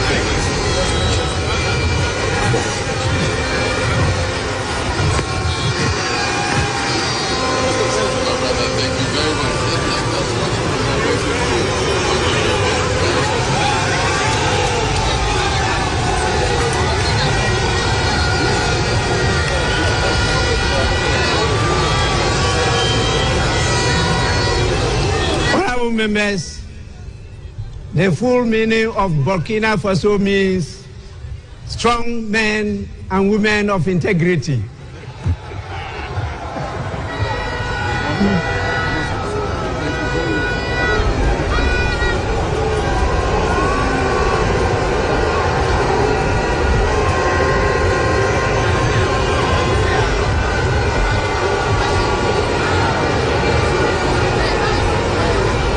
We have His Excellency Brigadier General Bryce Clotaire Oligui Nguema,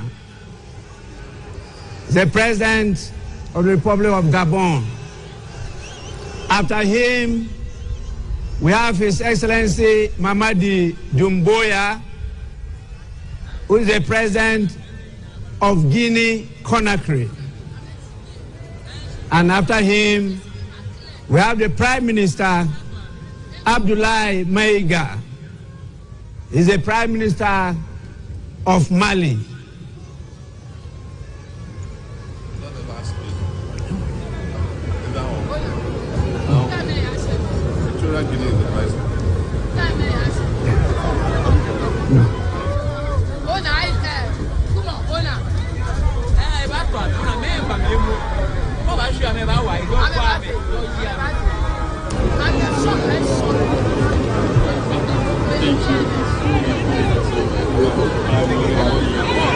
We also have the Prime Minister of Niger in the person of Mr. Lamine Zain Ali Mahman,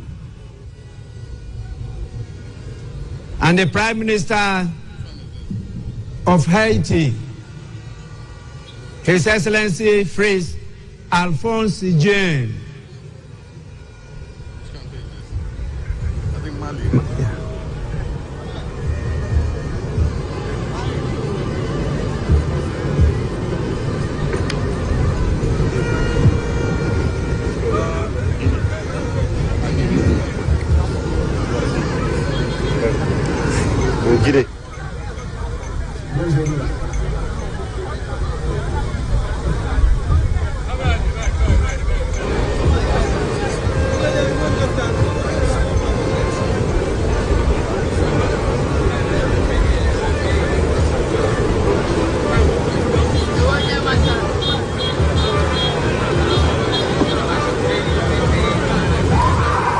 Prime Minister Mali,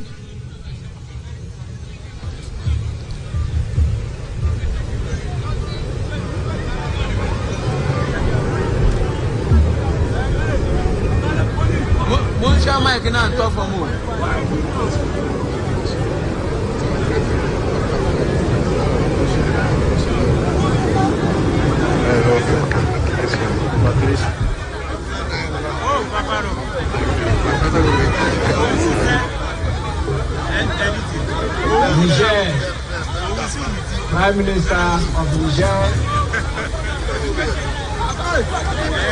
After him is the Prime Minister of Haiti.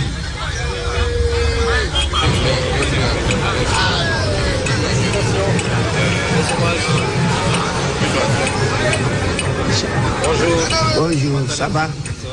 Bienvenue.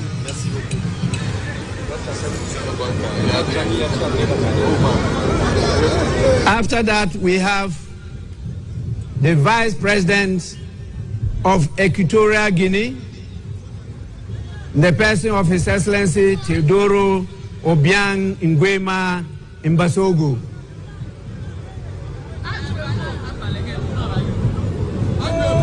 Then follows the Vice President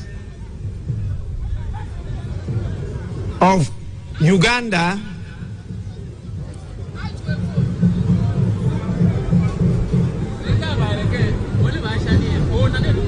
the person of Jessica Rose Epel Alupo.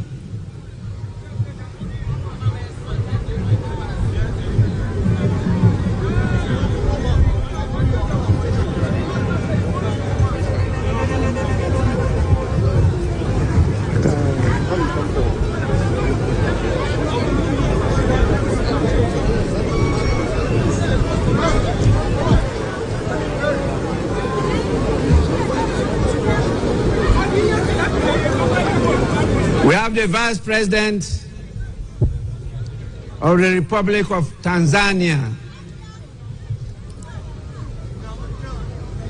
His Excellency Dr. Philip Isdor Mpango.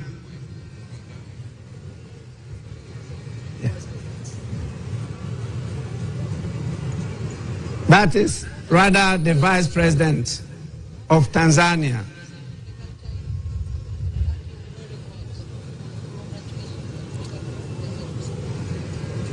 We also have with us the Vice President of La Côte d'Ivoire. Greetings from President Museveni. The person of Chiemoko Meiliet Kone.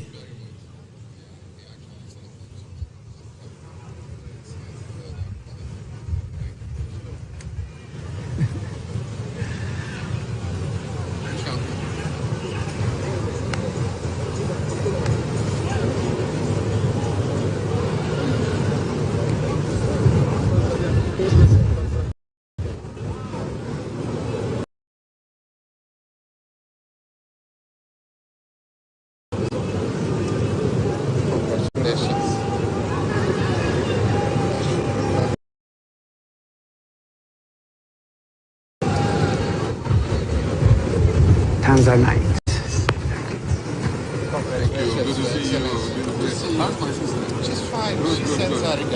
La Côte d'Ivoire.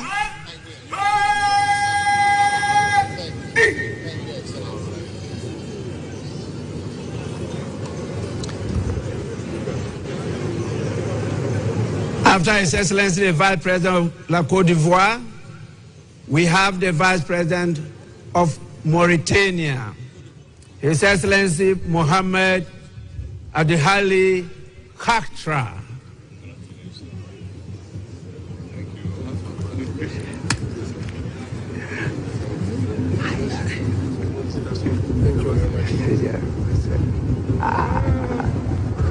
Congratulations.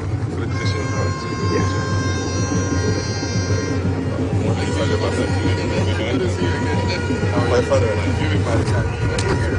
Congratulations.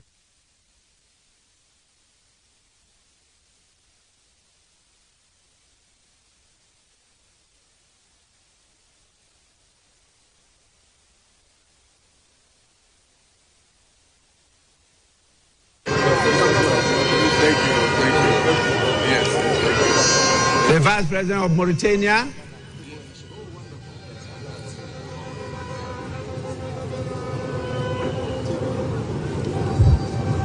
I have the Speaker of Parliament of the Kingdom of Morocco, His Excellency Rashid Talbi Alami.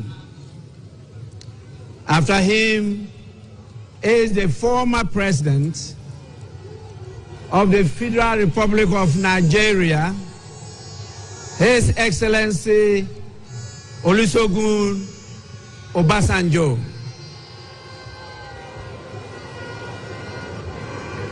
Together with his younger brother, the former President of Nigeria, His Excellency Goodluck Ebele Jonathan.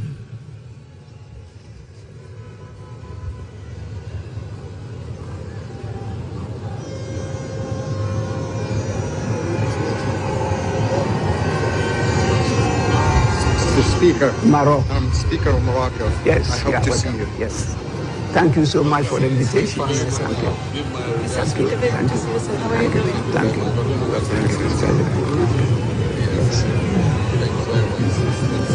Thank you. Thank you. Yes, fantastic. Wonderful. All right. Thank you. Thank you.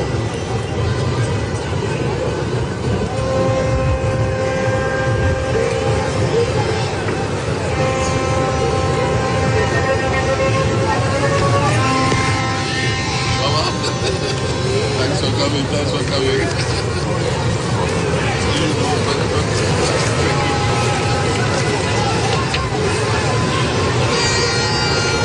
After His Excellency Goodluck Ebele Jonathan,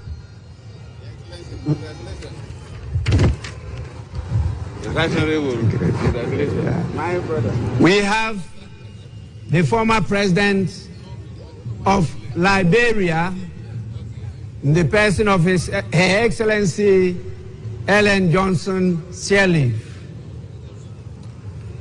After her, we have the former President of the Federal Republic of South Africa, in the person of His Excellency Jacob Zuma.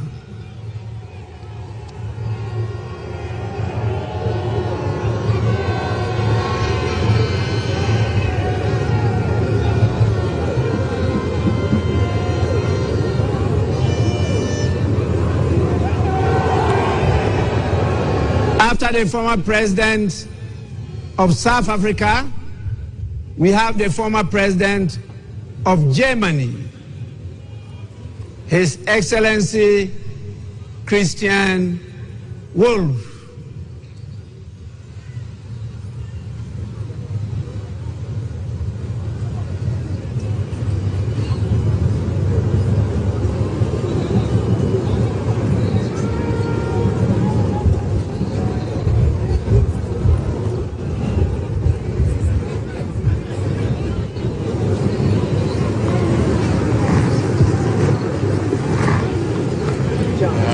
Ghana, Germany, follows the Foreign Minister of the European Union, Belgium, European Affairs, Foreign Trade, and the Funeral Culture Institute. His Excellency Bernard Quintin.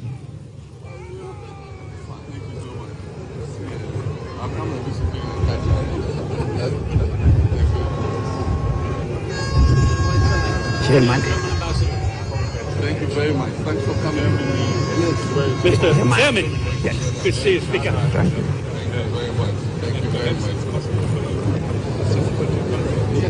After the Foreign Minister of EU, we have the Senior Minister, His Excellency Jean-Jacques Broya of Congo, Brazzaville. Well done. All the best for your administration. After Congo, Brazzaville, we have the Minister for Africa, the United Nations, the Commonwealth and Human Rights of United Kingdom. Speaker. Yes. In the person of Lord Collins of Highbury. That's right. Thank you. Thank you so much. We have to start working. After him comes the Minister for Defense of Zimbabwe, Honorable Opa Michinguri Kashiri.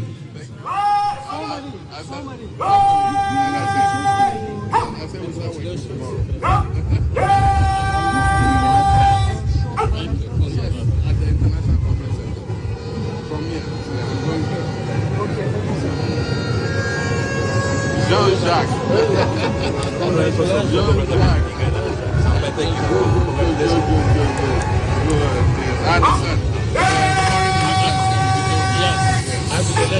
President Baumia.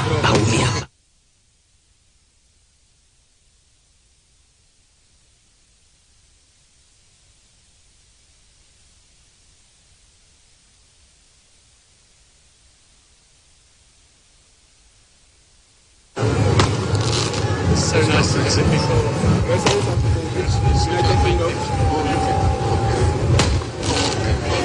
Look at you. Good to see you. Good to see you. Good to see you. Good to see you. Congratulations on your recent legacy. Thank you. Harriet has been a wonderful ambassador. We're all proud of her. I thought she stayed on Ghana.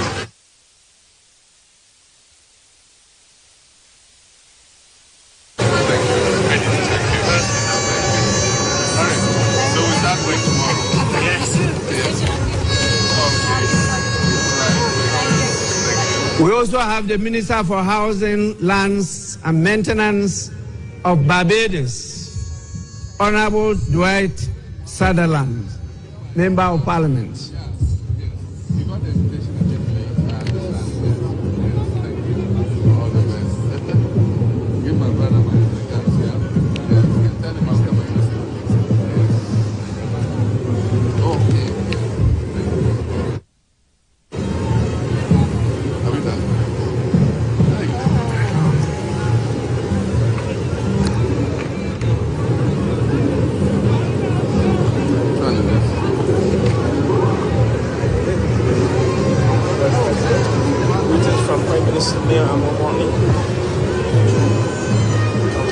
Barbados. Greetings from Prime Minister. Yes, sir.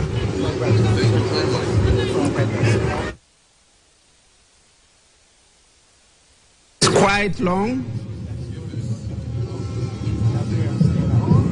I have to cut protocol and go to invite the former Vice President of our great Republic of Ghana, in the person of His Excellency Dr. Mahmoudou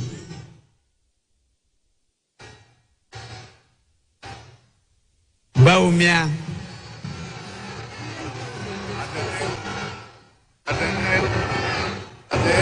invite Lordina, and then also maybe chairman of Council of Elders and the General Secretary. It's a long list.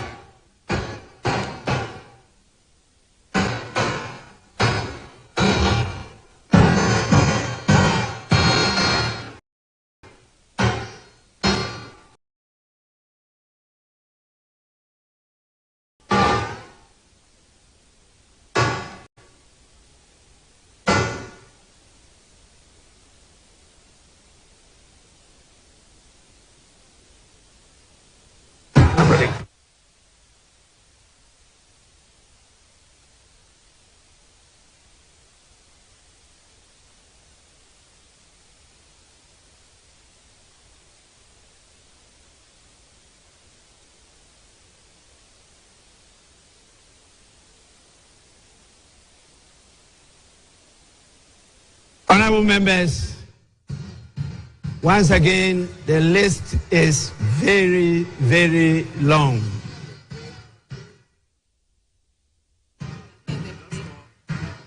I will now invite the President of the ECOWAS Commission, in the person of His Excellency Dr. Omar Eliu Toure.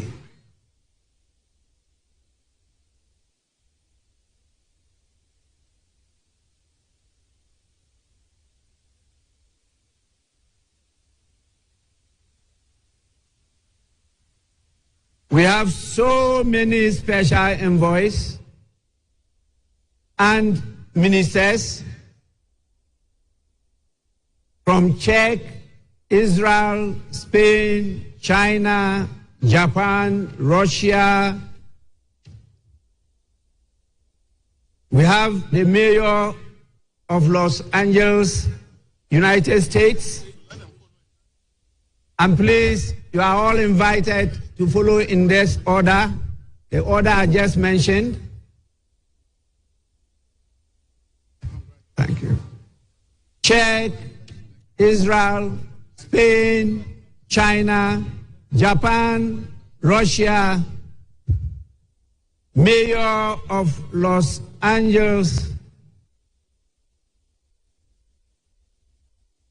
Deputy General Secretary of the United Nations, Ms. Amina Mohammed, Secretary General of the Commonwealth, Right Honorable Patricia Scotland, the African Union Commission Chairperson, Special Envoy, His Excellency Wamikele. And we have the Honorary Consul General for Nigeria and Ghana of Belize, Dr. Ifeanyiku Ifede.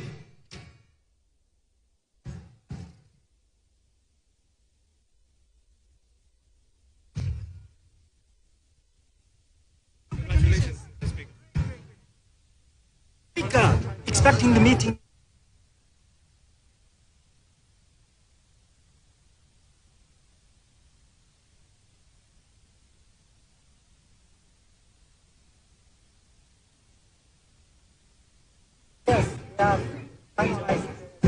We have the former Prime Minister of Ethiopia, the Secretary General of Climate Vulnerable Forum, Pan-African Parliament, the President himself, His Excellency Chief Fortune Zephania Charbura.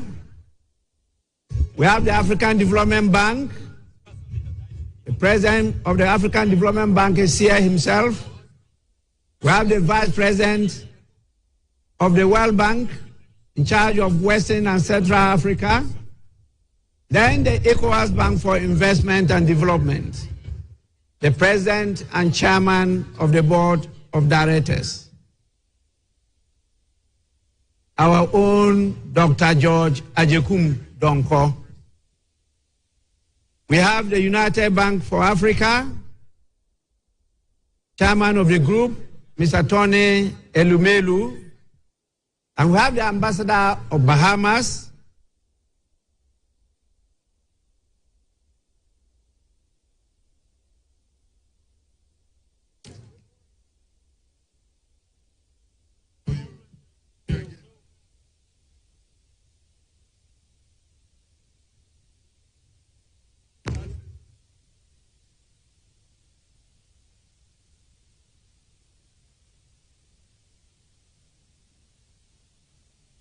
Yes.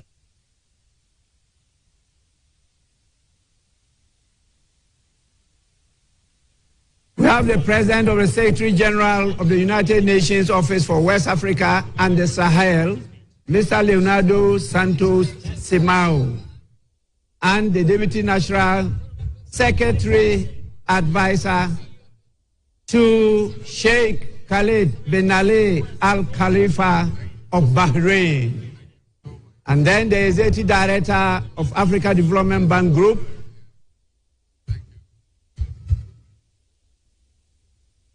and we have the Vice President for Africa International Bank for Reconstruction and Development, Usman Diagana.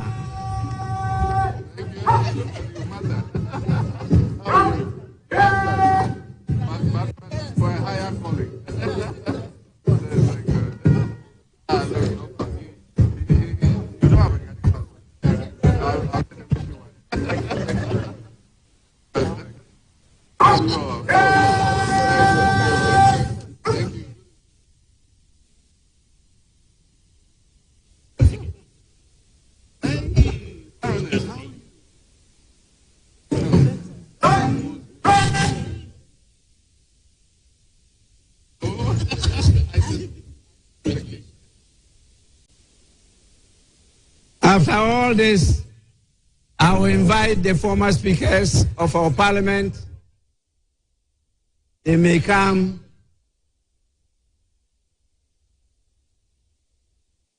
congratulate His Excellency the President.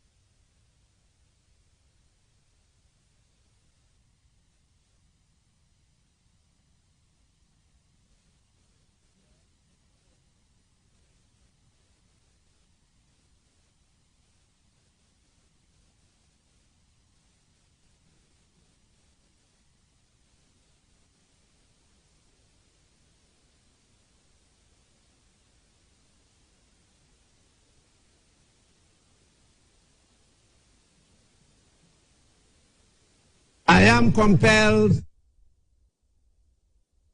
by the situation, not only time constraints, but the exhaustion of all gathered here, to invite the chairman of the Council of Elders of the Great Evergreen National Democratic Congress,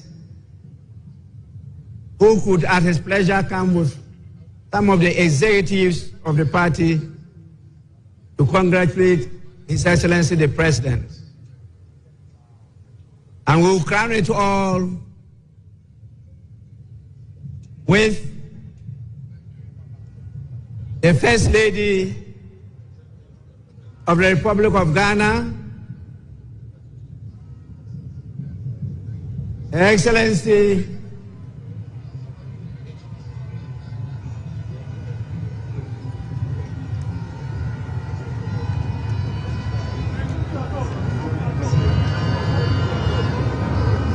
Excellency Lordina Mahama.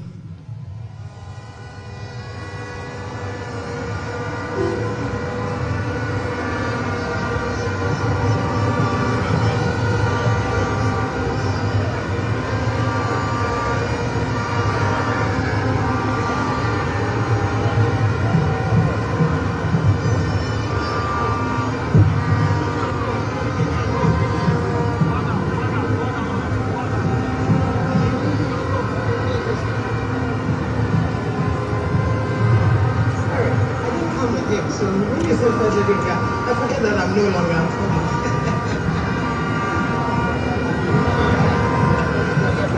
Sorry for that.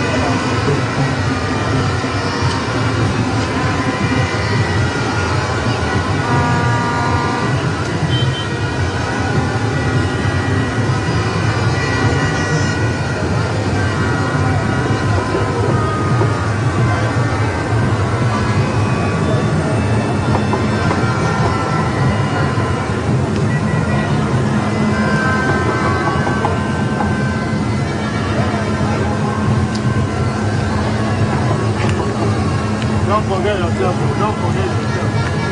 I'm doing your face. One more. Keep your toes inside your number.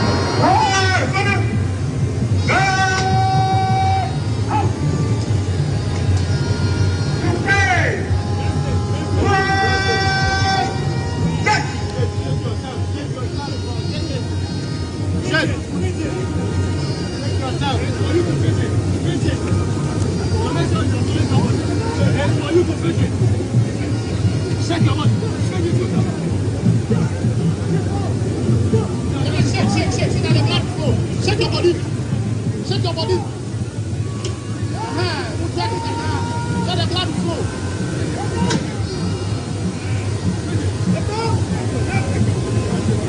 Shake your body, shake your body. Shake your body. Let's see, you for shake.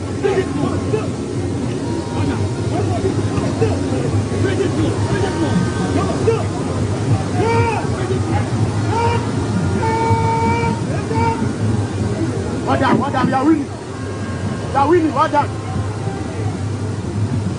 Yeah, thank you for that.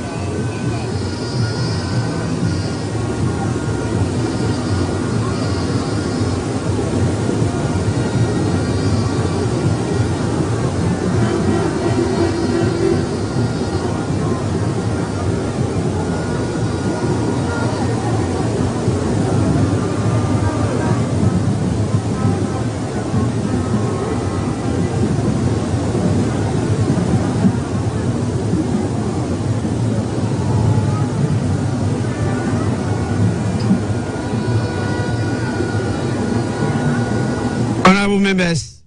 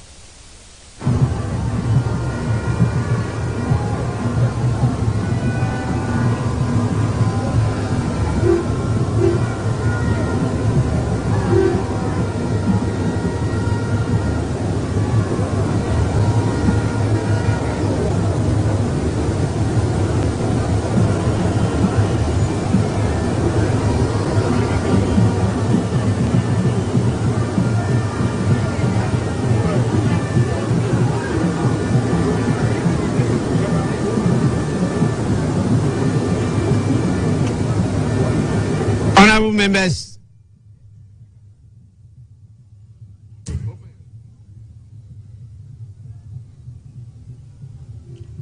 honorable members, it's now time for me to invite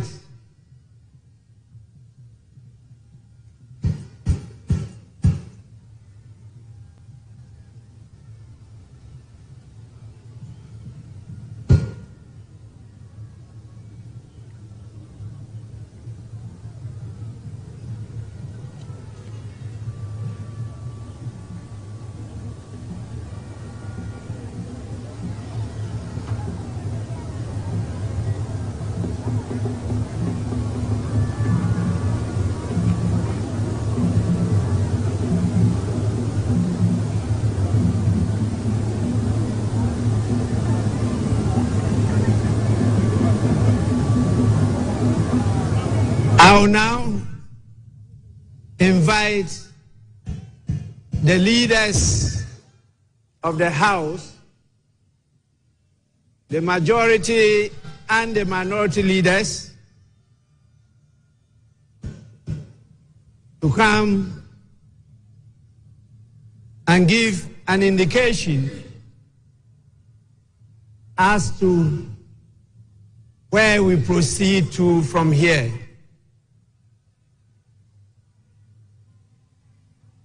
Please,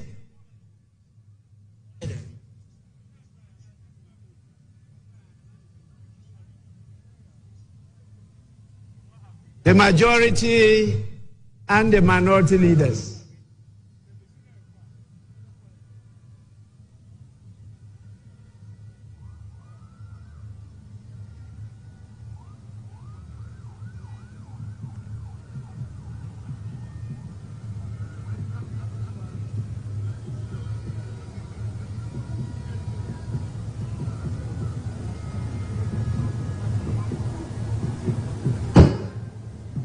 Right Honorable Speaker, we have exhausted the business on today's order paper.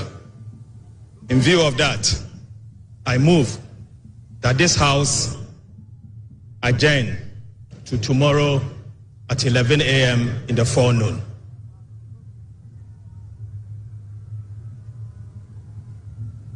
Mr. Speaker, it is the desire of the minority that this House be suspended so we continue to do business in fulfillment of the 24-hour economy. However, if the majority leader so pleases, I shall second his motion for adjournment. Thank you very much. Honorable members,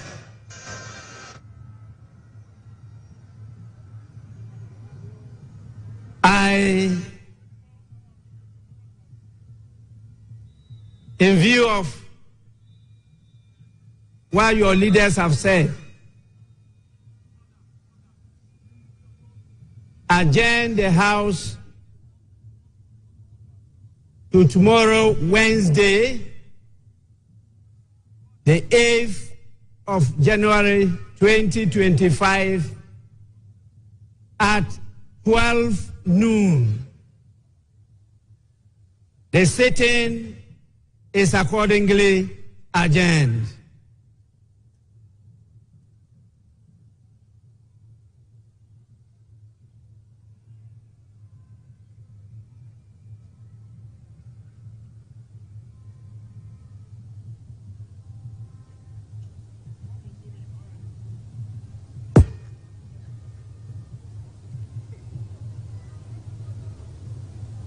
That's what it is.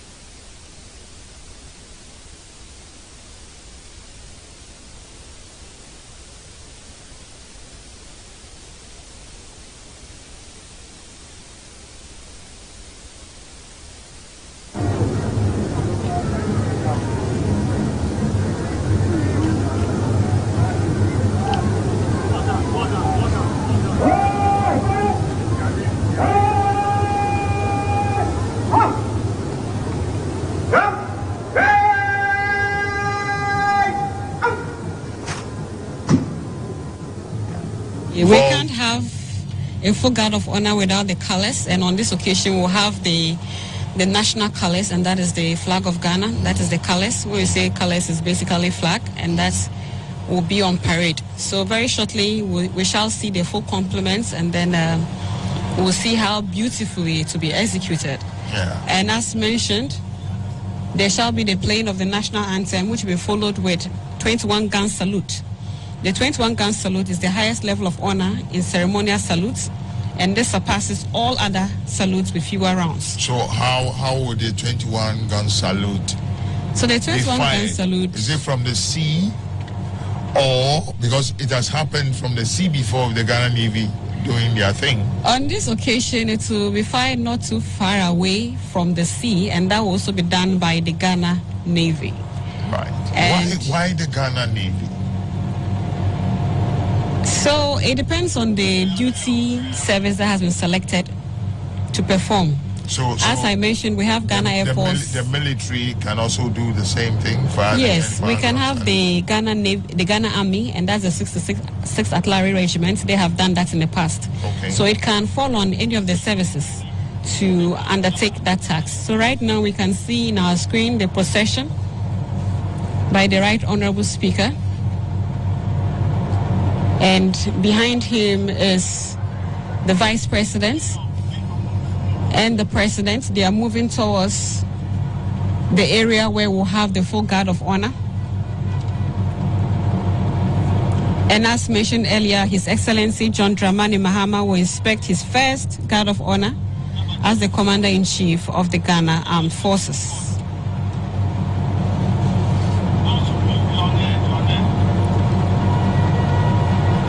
So we are now having the procession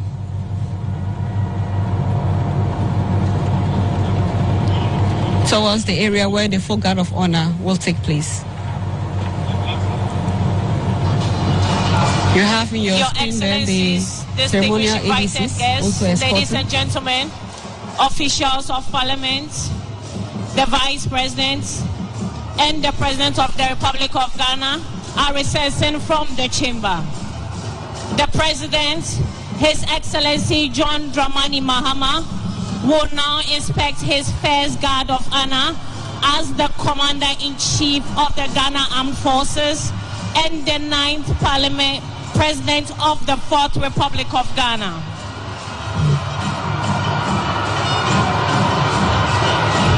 May I respectfully request all invited guests to please be seated as the President moves to inspect the guard of honor.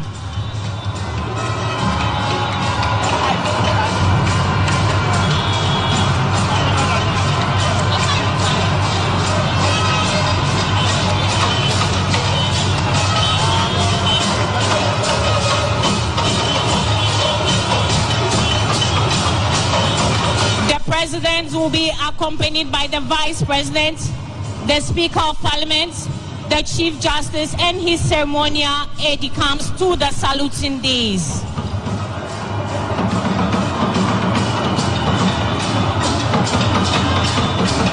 The ceremonial aide-de-camp for the ceremony is the Chief of the Defense Staff, General Thomas Oponpepra, and the Inspector General of Police, Dr. George Ekufundampari.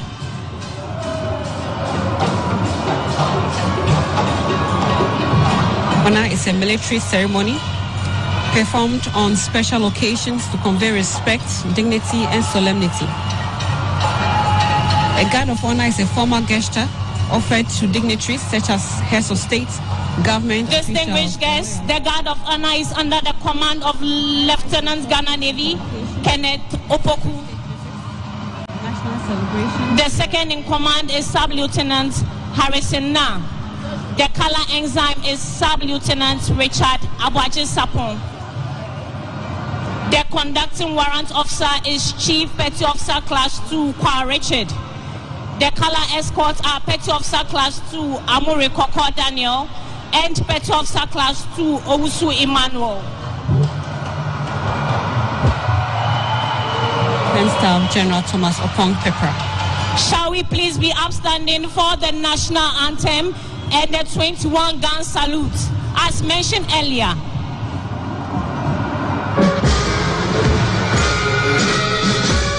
All uniformed personnel are to salute.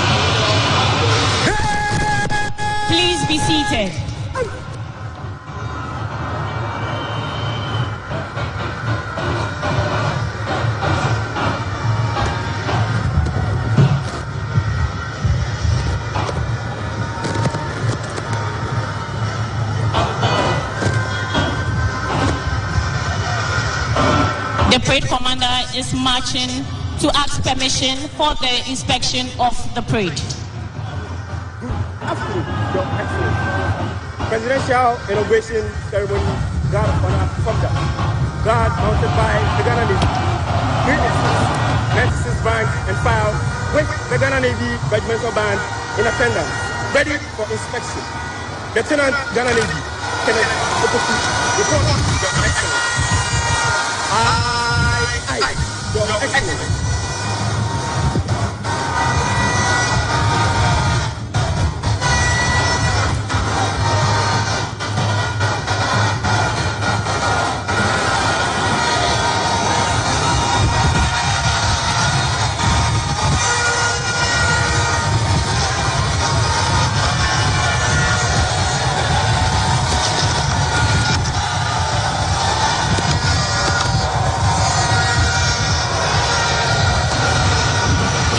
Your Excellencies, distinguished guests, ladies and gentlemen, this morning we have the Navy Regimental Band on parade.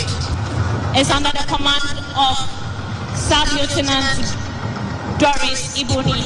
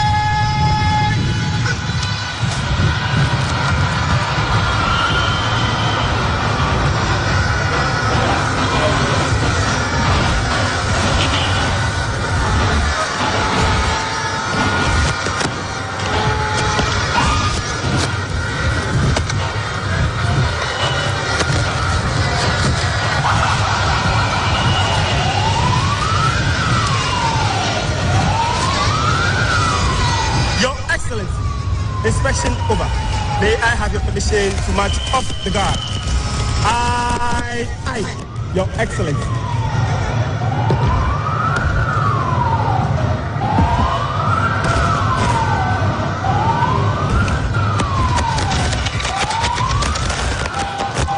Distinguished invited guests, ladies and gentlemen, this marks the end of the inauguration of His Excellency John Dramani Mahama as the President of the Republic of Ghana and Commander-in-Chief of the Ghana Armed Forces and the Vice President, Professor Jane Nana Opoku-Agyeman. Distinguished invited guests, ladies and gentlemen, let's all remain seated as the President takes leave of us.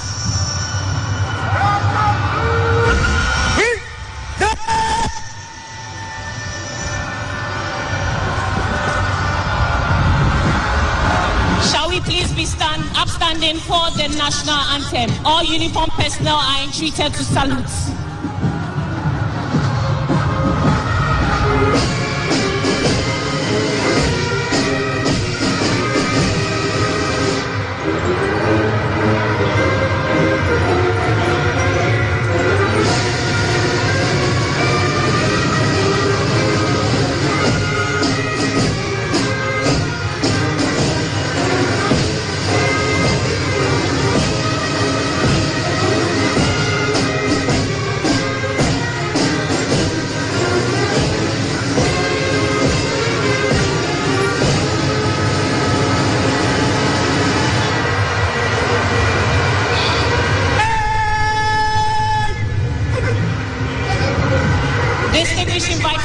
Ladies and gentlemen, let's all remain seated as the President takes leave of us. Please be seated.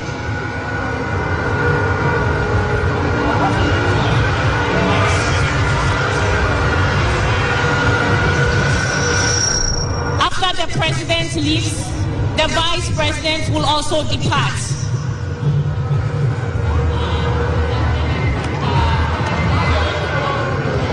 The Vice President, followed by the Speaker of Parliament and the Chief Justice, her ladyship.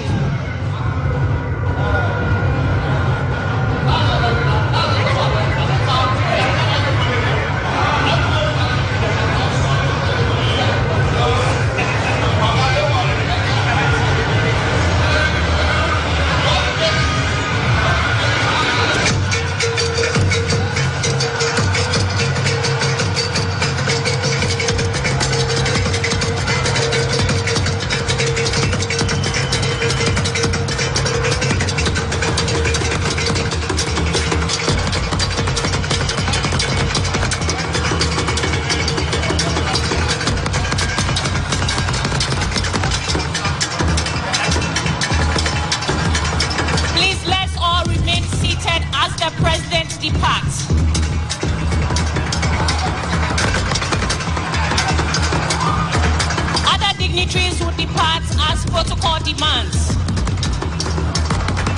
Please, let's clear the way for the President to leave.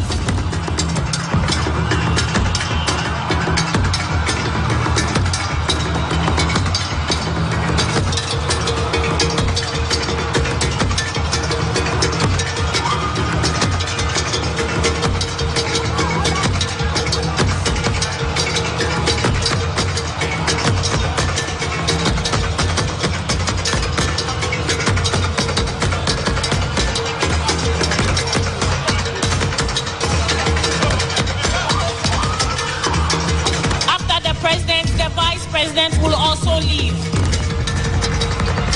followed by the Speaker of Parliament and the Chief Justice, her ladyship.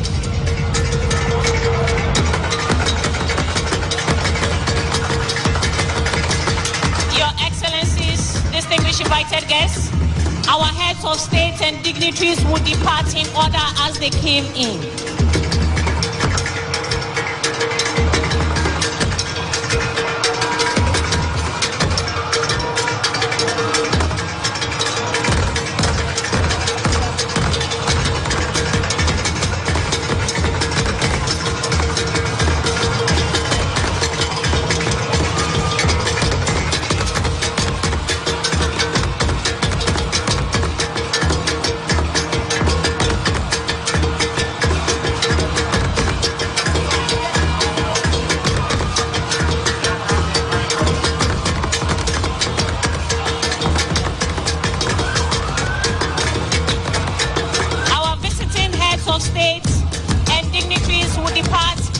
order as they came in.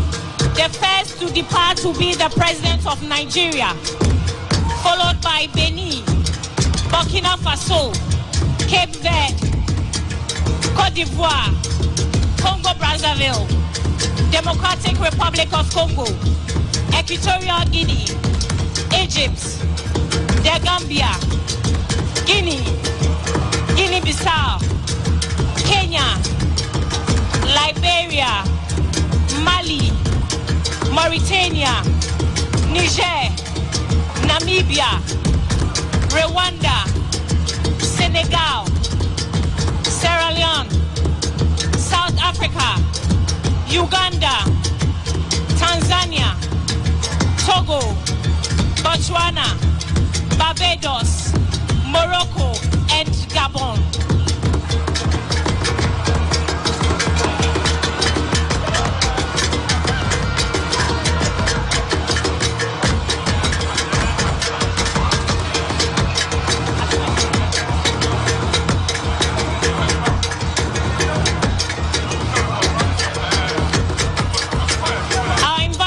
Of state and dignitaries would depart in this order: Nigeria, Benin, Burkina Faso, Cape Verde, Côte d'Ivoire, Congo-Brazzaville, Democratic Republic of Congo, Equatorial Guinea, Egypt, The Gambia, Guinea, Guinea-Bissau, Kenya, Liberia, Mali, Mauritania, Niger, Namibia, Rwanda, Senegal, Sierra Leone, South Africa, Uganda, Tanzania, Togo, Botswana, Barbados, Morocco, and Gabon.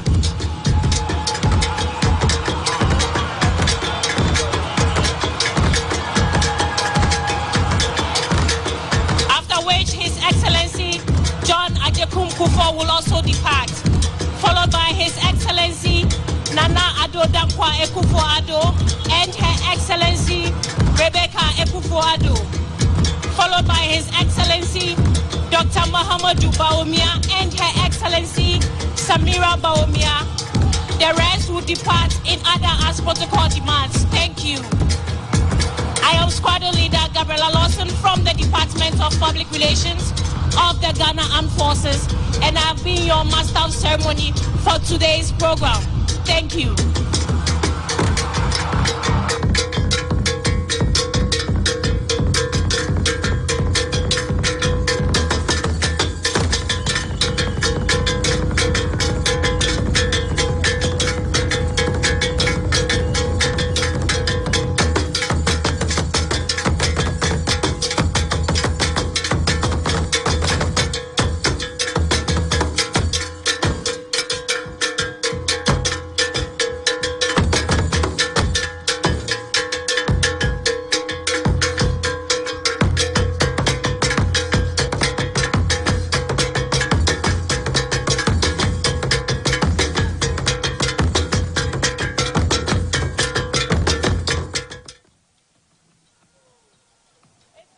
A historic moment here at the Independence Square, where we've just seen the investiture of the President John Mahama and the Vice President, Her Excellency Nana Jane Opoku Agyeman. It's been a historic moment because for Ghana, this is the first time we are having a female Vice President, and the atmosphere here has been so energetic and overwhelming.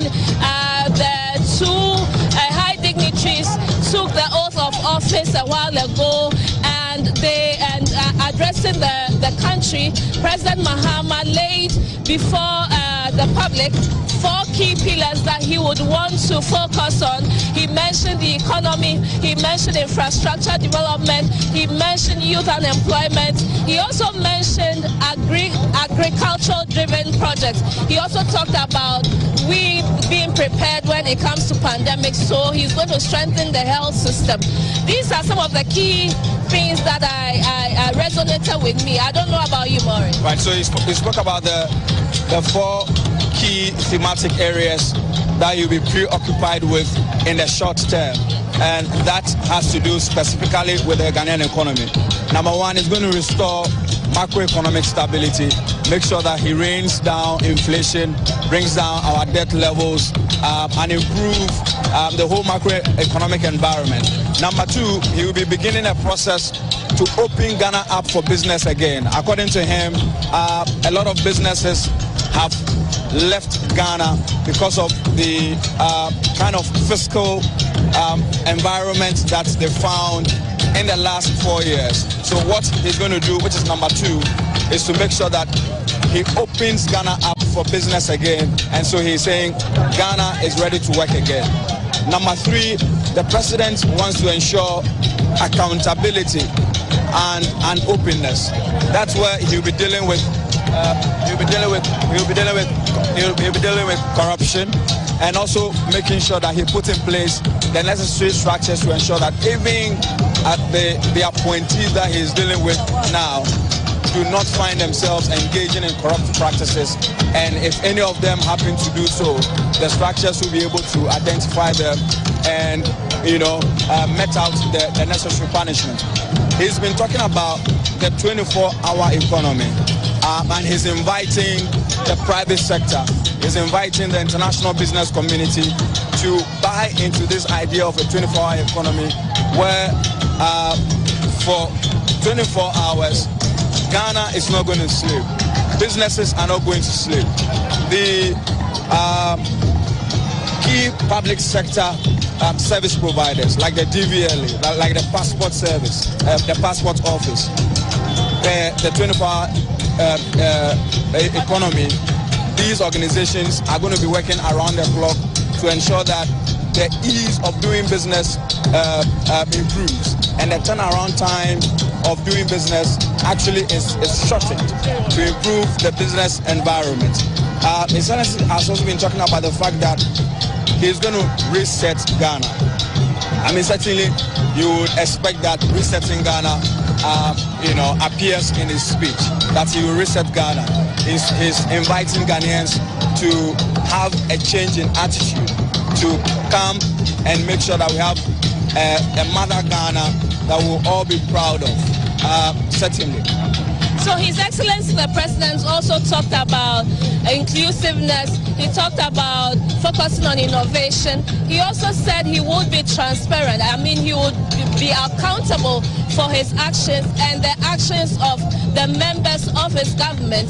I mean, these are some of the things that we are looking out for to address corruption, to address the fact that many people feel left out when it comes to governance, persons with disability and all that. But he has said that his government is going to focus on inclusivity, is going to focus on accountability and innovation.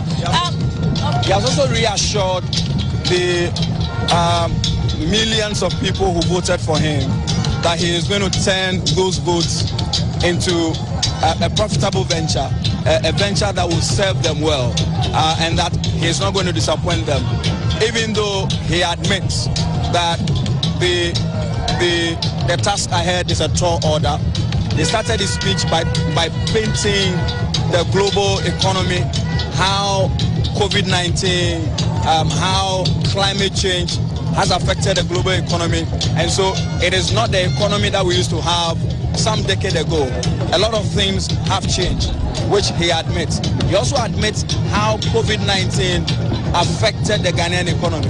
And so he is calling on all and sundry to come on board to make sure that the process of restoring macroeconomic stability is a collective one.